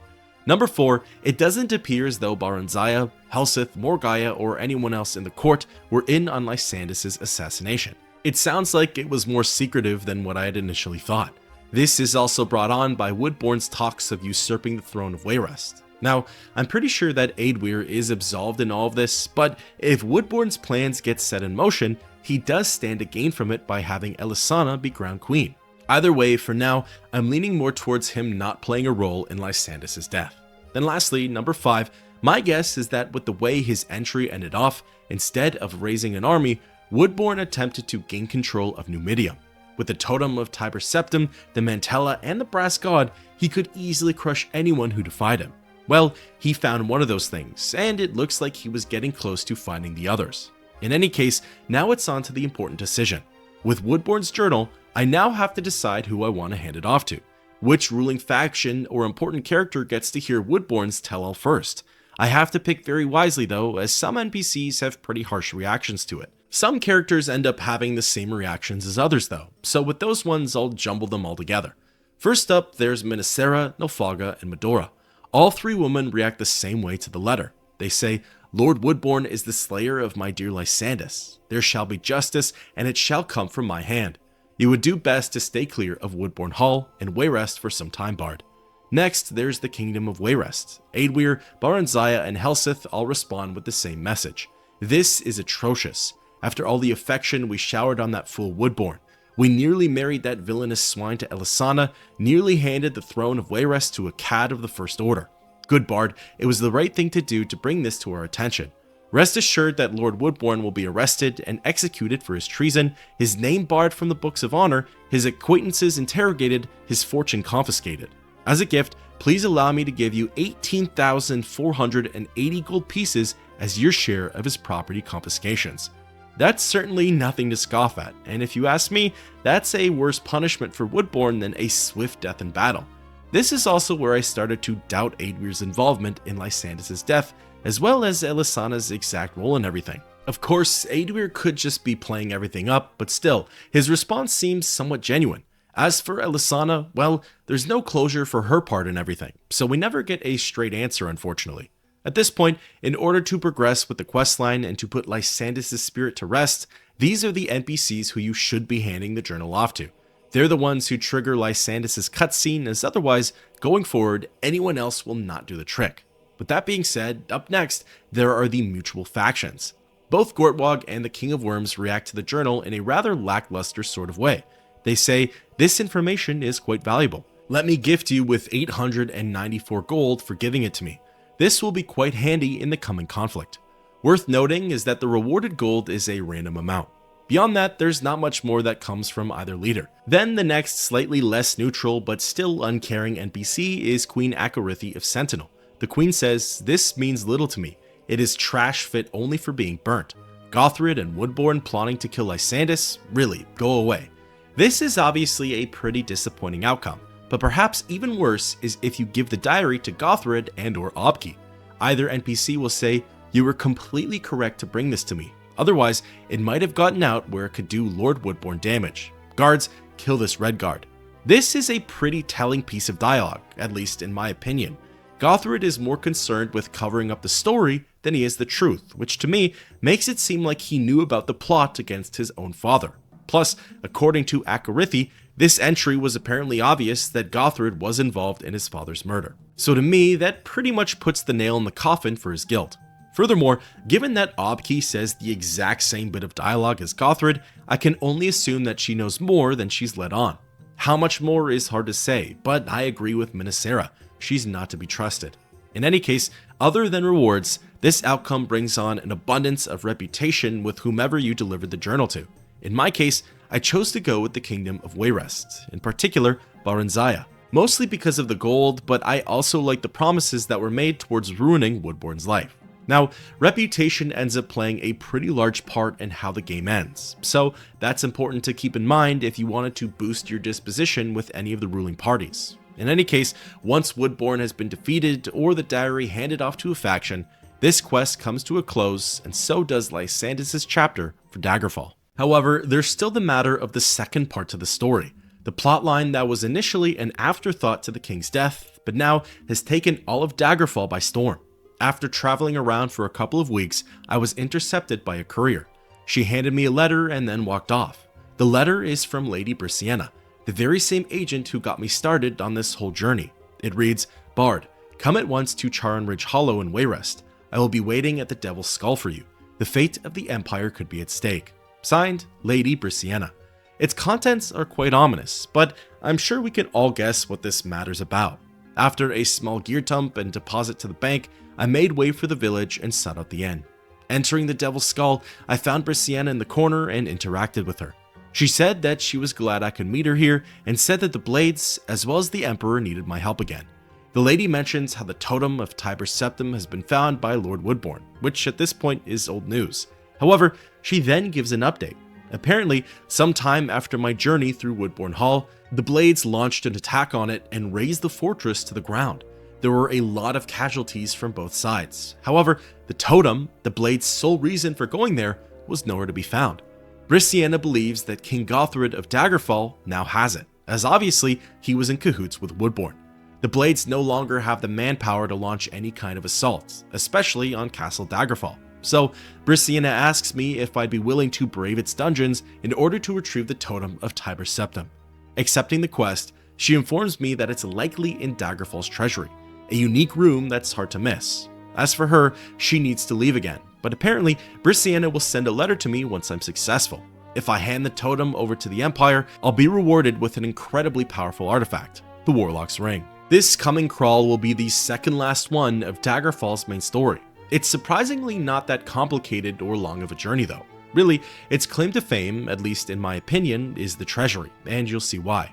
For starters, there was the matter of getting into the dungeons. Similarly to entering Castle Wayrest, I had to use force and bust down one of the doors.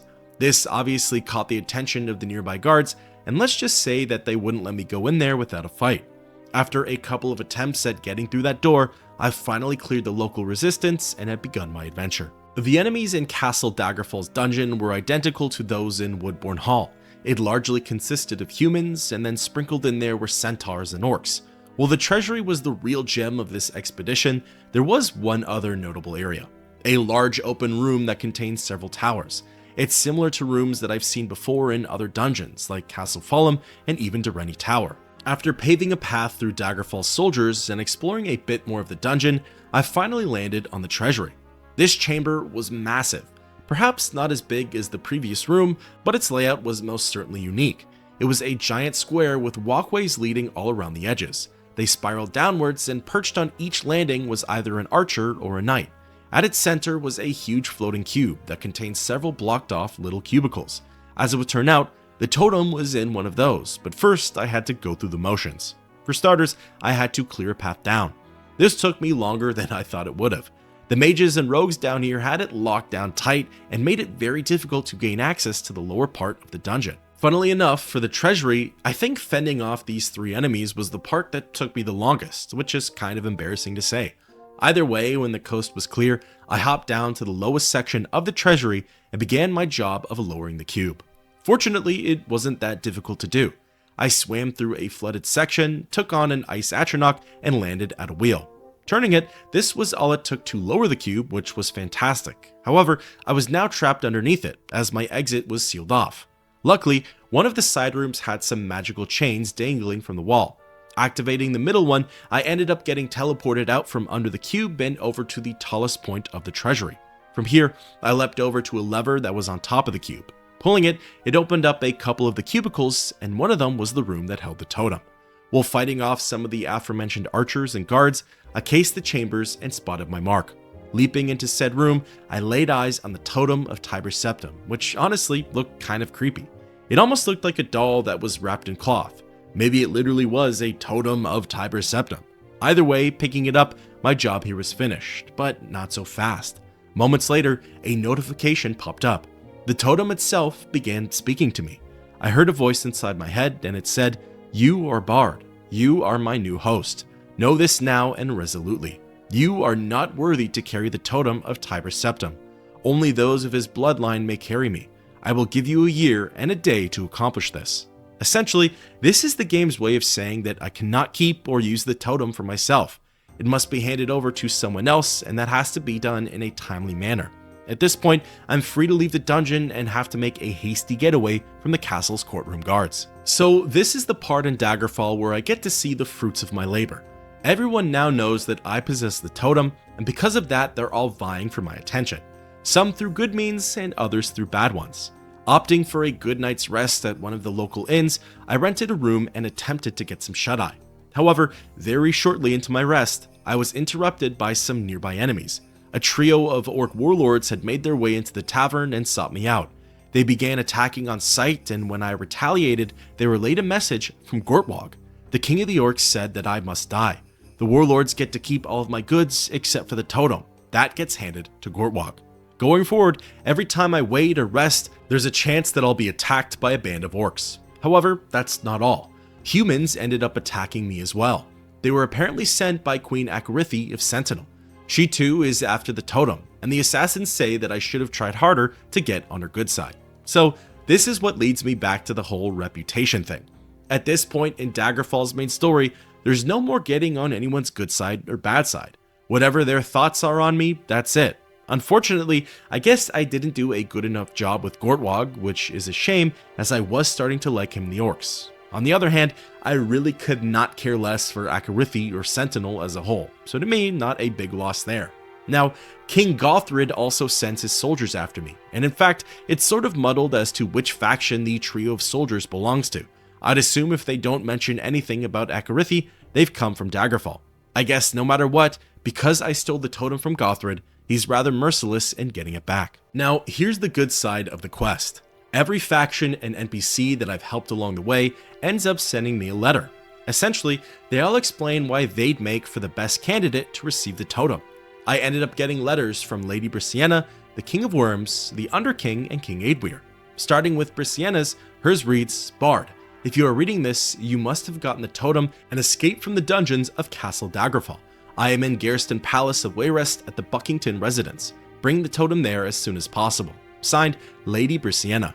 The next one is from the Underking, and it reads, Bard. Centuries ago, Tiber's Septim ruled the land and forged an empire with Great Numidium. The secret of Numidium's power lies in its heart, carried within the Mantella. It is the heart of Tiber Septim's battle mage. It is my heart, it is my Mantella, it is my totem. It belongs to me and to none other. I have won and lost an empire. I have no desire to tamper further with mortal affairs. I have in my possession Necromancer's Amulet, one of the world's greatest artifacts. You may have it in exchange for the totem.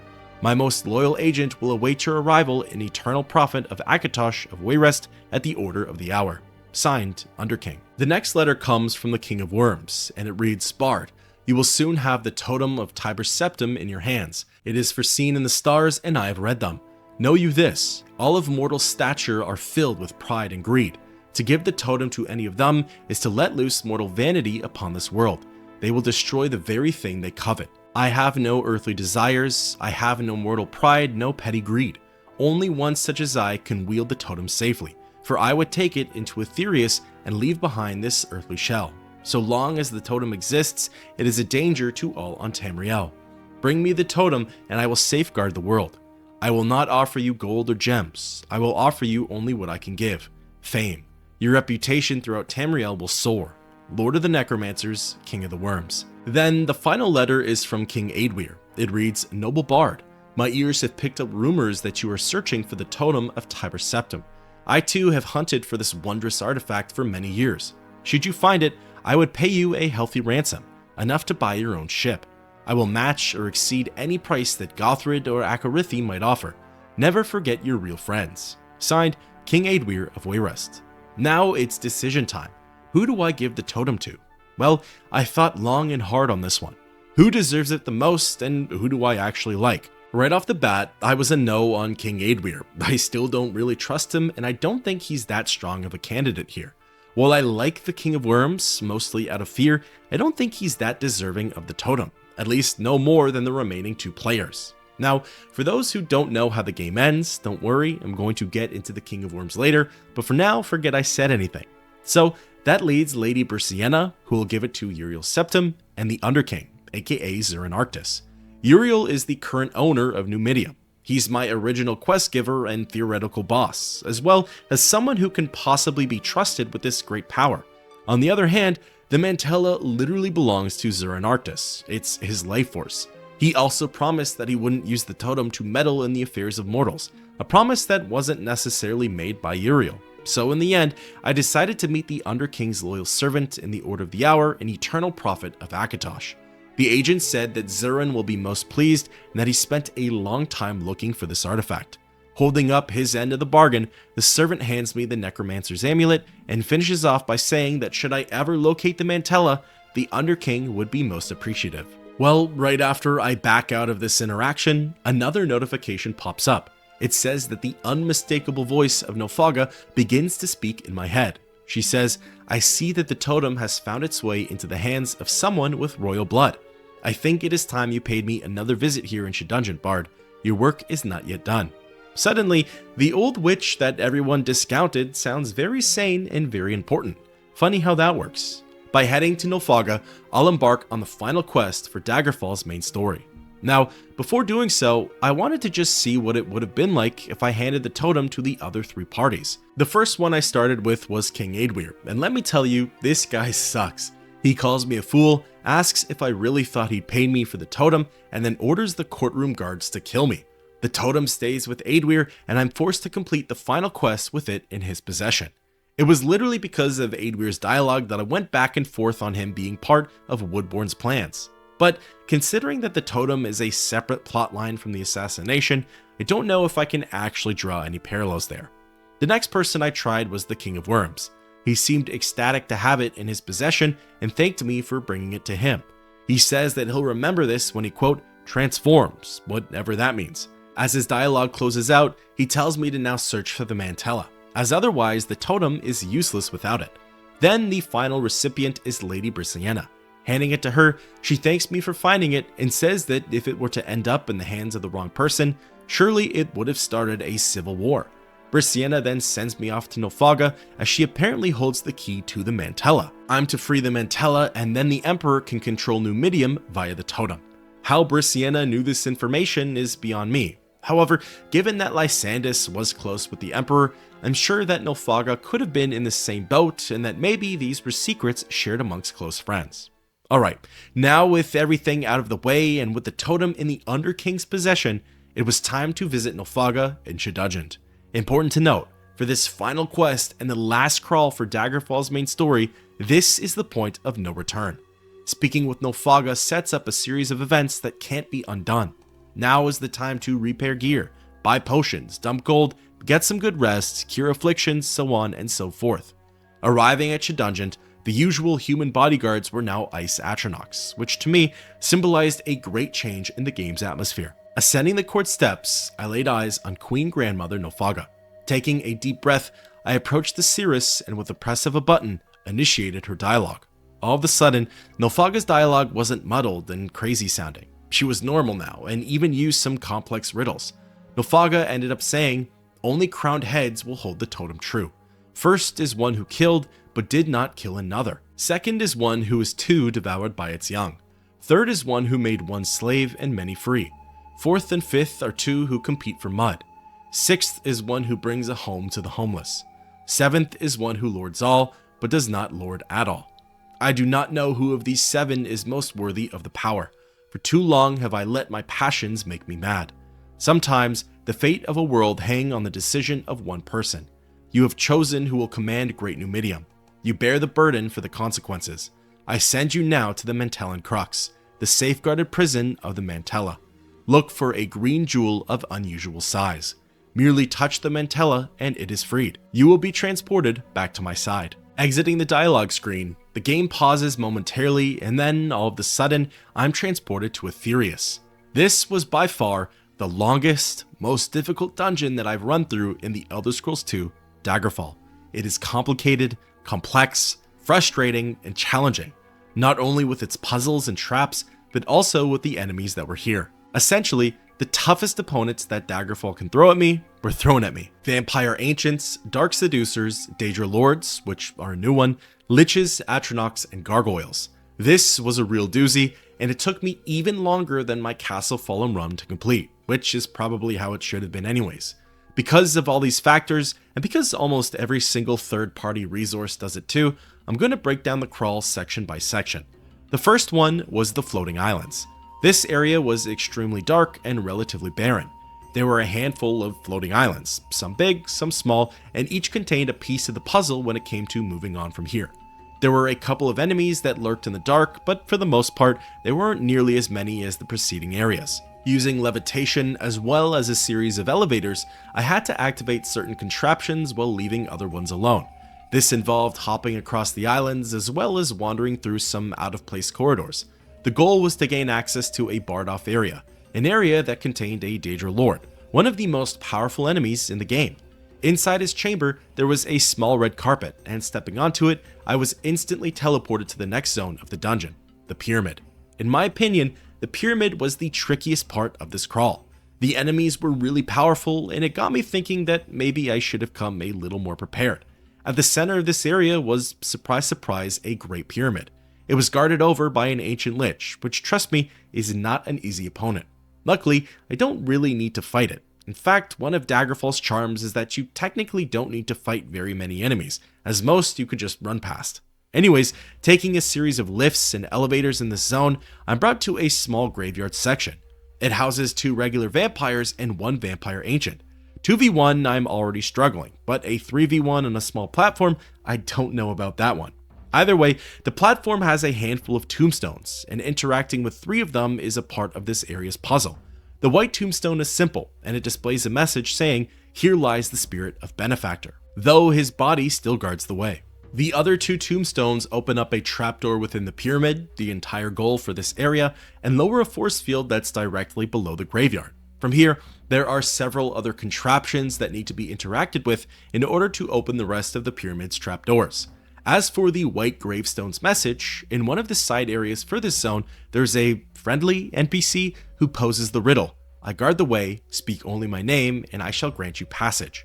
As we now know, his name is Benefactor, and typing that in, it opens up the outer entrance to the pyramid. From here, I was free to make my way down the pyramid and into the next zone of Aetherius, the overturned shrine. This was probably the smallest and easiest area of the crawl. There weren't any enemies here, and it sort of acted like a simple platformer. All I had to do was access a few of the shrine's rooms and pull their corresponding levers. Doing so, it revealed a large crystal in the southern chamber, and interacting with it sent me to the next zone, the fire room. Technically, the exact room shows up in a bit, but first I needed to go through the correct doorway.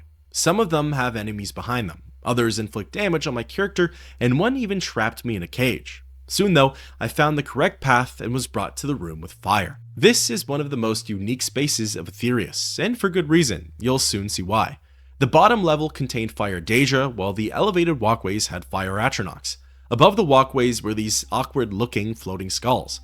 Passing underneath the first one, it began speaking to me. It said, "Hear me, the blind god is a jealous god. Let his true servants lift up their eyes unto him, and the way will be easy. Hear me." So at first, this was confusing. I saw that the skull I had walked under started to rotate. Then I discovered that by interacting with the other skulls on the walkway, they rotate as well. However, some are nefarious and some are red herrings. One of them tries to paralyze me, and another drops me from the top of the room. Some of them grant temporary buffs, and some don't do anything. However, 3 of them are needed to lower the force fields that are blocking the blind god's eyes. When those have been properly activated, the force field lowers. Now, interestingly, you never guess who makes an appearance here. Standing in the blind god's right eye is the Daedric Prince of Madness, Sheogorath. Interacting with him, he says, "Ah, at last. I was beginning to think you wouldn't get this far. A dreary place, don't you agree? And guarded by a pompous upstart. He's no more a god than I am. Well, carry on. We will meet again soon, unless you are not as foolhardy as you appear." Why is Sheogorath overseeing my journey through Aetherius? I really have no clue. Honestly though, my best guess is that it has to do with Nulfaga.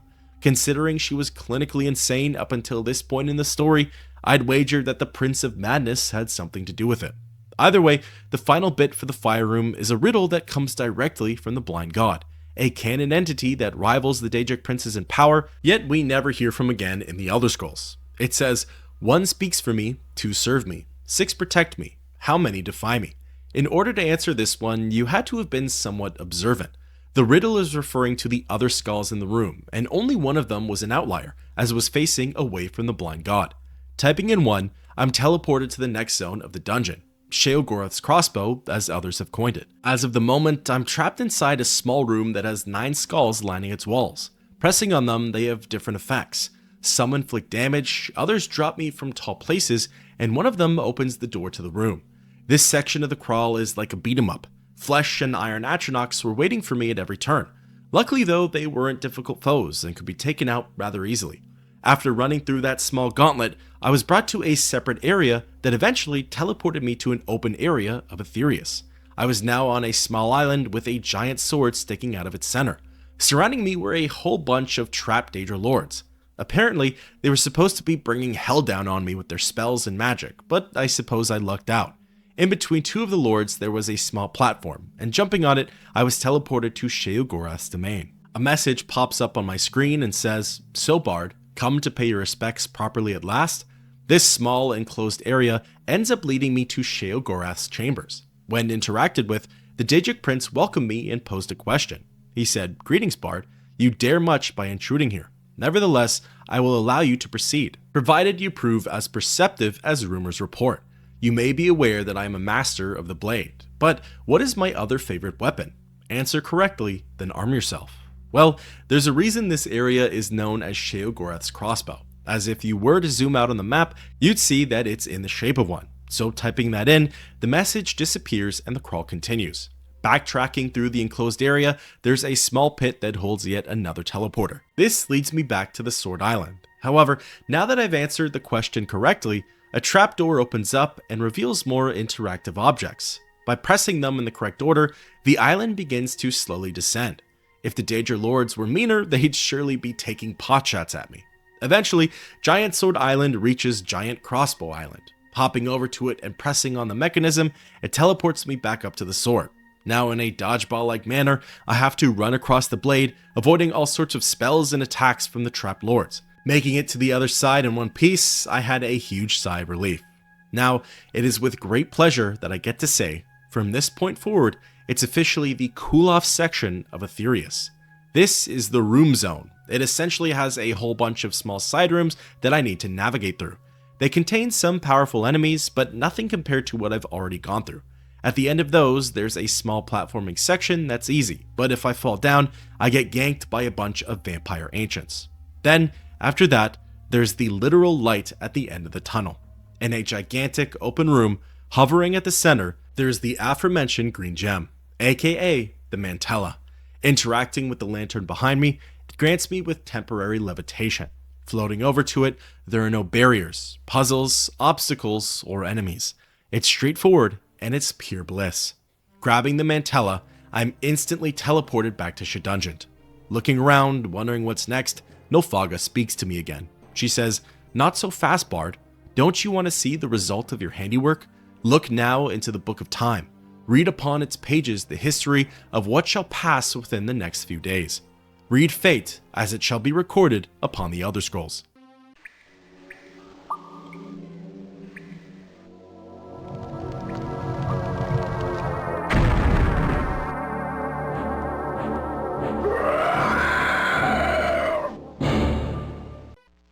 Centuries of undead sleep are shaken off, rousing the Underking.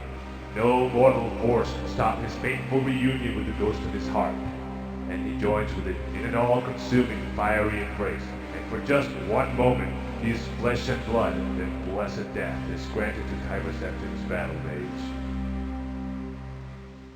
As the cutscene ends, Nilfgaard speaks one more time. She tells me that my work here is done.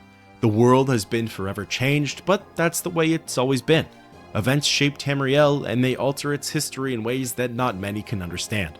Nilfgaard's dialogue closes out, and with that, the entire main story of the Elder Scrolls II Daggerfall comes to an end. Alright, now that the game is over, let's go over a little bit of housekeeping. The Underking, the ruler that I had handed the totem off to, kept his word. He used the Mantella to bring himself death, and to me, that's one of the best endings for Daggerfall. Now, for curiosity's sake, let's talk about the other possible endings. Unsurprisingly, if I had handed the totem over to any of the kings or queens of the West, they would have used it to raise Numidium and crush their neighboring kingdoms. Gothrid uses it to destroy Sentinel and Wayrest. Aedweir uses it to conquer Sentinel and Daggerfall, and Akarithi uses it to level Daggerfall and Wayrest. Now, surprisingly to some, Gortwog uses it to crush all of the surrounding kingdoms, Wayrest, Daggerfall, and Sentinel, in order to force the Empire to recognize the orcs as equals. As for Uriel's Septum, even though Brisciana promised that he would safeguard it, he too uses the Mantella to destroy any rebelling nations and shuts down any possible insurrections. Then lastly, there's the King of Worms. He simply uses the Mantella to, quote, leave his mortal frame and join the ranks of the gods of Oblivion. He truly transcended this world, as he said he would, and left the mortal affairs to the mortals. Definitely something to be in awe about. Now, if you were curious about the canon ending of Daggerfall, as surely there can only be one, right? Which one could it be? Well, the answer is all of them. Activating the Mantella ends up creating something that's known as the Warp in the West, or the Dragon Break. Essentially, the TLDR is that Numidium's almost divine-like power has broken the space-time continuum and allowed all of these endings to happen simultaneously. Multiple timelines were spawned from this one event, but they all end up merging back into one. All of the kingdoms maintained their dominance, and Orsinium became recognized as a part of the Empire. The Underking received his death, and the King of Worms achieved godhood. Honestly, while it's really neat, it's also very confusing and very complex. I sort of agree with a lot of the other fans. This feels like it's Bethesda's way of saying, we don't know where the series is going, so to make our lives and storytelling abilities easier, all of the endings are canon and real. Either way, the Warp in the West is an integral part of the Elder Scrolls lore, and it's pretty beloved amongst the fans, so I won't harp on it too much. At this point in the game, none of the major players from the story have anything meaningful to say to the player. Some have basic dialogue menus, others offer petty miscellaneous quests, and the King of Worms just kind of laughs in my face. This truly symbolizes that the story is over, but other adventures await. Alright, with all of that out of the way, Here are my final thoughts on the game. I actually really liked the way the story was structured. I grew to enjoy the murder mystery quests and absolutely adored how they were steeped in conspiracy and curiosity. It was arguably one of the most rewarding stories in the Elder Scrolls, as every time I had completed a quest, I'd learn valuable information that could be used to piece the whole story together. The events weren't told linearly, and I think that's fine for how the storyline was presented. To compare it to, say, Arena, its predecessor, Bethesda did a great job at keeping its basic dungeon crawling mechanics while throwing in more meaningful content to build Daggerfall's story. It wasn't just dungeon after dungeon, there were courier missions, bounty quests, and of course fetch quests. These really helped keep the gameplay and questline fresh and interesting. In my eyes, Daggerfall is the home run sequel that Bethesda needed to put out in order to lift the Elder Scrolls up. Now, comparing the game to its successor, Morrowind, Bethesda went even further and fine-tuned a lot of things that needed work in Daggerfall. For example, by picking the island of Vardenfell, you can create a more intentional world. The kingdom of Daggerfall was technically larger, but considering most of it was either empty or just cookie-cutter dungeons and cities, would you really consider it a bigger and more fulfilling map? While I'm all for in-depth character creation and customization, as I truly believe that it got lost a little in Skyrim, Bethesda cutting out the background questionnaire in Morrowind is a choice that I personally liked. This was presumably done in favor of adding the star signs. Either way, instead of going into the world and establishing your own character's reputations, skills, alignments, and items, and special abilities, Daggerfall confusingly does it for you, or at least it gives you a head start. I personally like the idea of building my character from the ground up and don't really want them already established in the game's universe. These are just a few examples, and by no means is Daggerfall perfect, but it's not bad either. It really is just a product of its time, which, mind you, this game came out in 1996. It's because of that and the fact that it's the second game in the series that I won't be harsh with it or nitpick every little thing. Again, I have to say that personally, Unity 100% changed my Daggerfall experience. While I believe it was for the better, some people may prefer the original game. While Unity maintains the integral part of Daggerfall, it does end up changing a lot in the process and can feel like a different game at times. Before signing off, here are some quick fire thoughts. While Oblivion is my child that can do no wrong, they absolutely butchered Mannimarco / the King of Worms' character in that one. The stoic, mysterious, all-powerful necromancer / lich that turned into a god in Daggerfall is now just some high elf who lives in a cave. While the game calls the last quest Journey to Aetherius, it seems like we were sent to Sheogorath's realm of the Shivering Isles, or at least some other pocket dimension that he rules over. He seemed to have a lot of power in that last dungeon, looked like he was controlling the show, and there was a plethora of Daedra that resided in this outer space area. Plus, combine that with Nulfaga's insanity and the Mantella residing there, it seems like this was a Daedric realm before Bethesda knew what a Daedric realm was. I was really hoping that there would have been some sort of comeuppance for everyone who had wrongdoings in the game. Gothrid, Elisana, Obki, Akarithi, etc. The big players who tried to have my character killed or who killed other characters. I suppose that with the warp in the West, everyone technically did get what was coming to them, and at the same time, depending on who the players aligned with, it changes their perspective on the story. But still, with Woodbourne's journal out in the open, I was hoping that at least Gothrid would be exiled or something of the sorts. I wholeheartedly believed this whole time that the Underking was evil.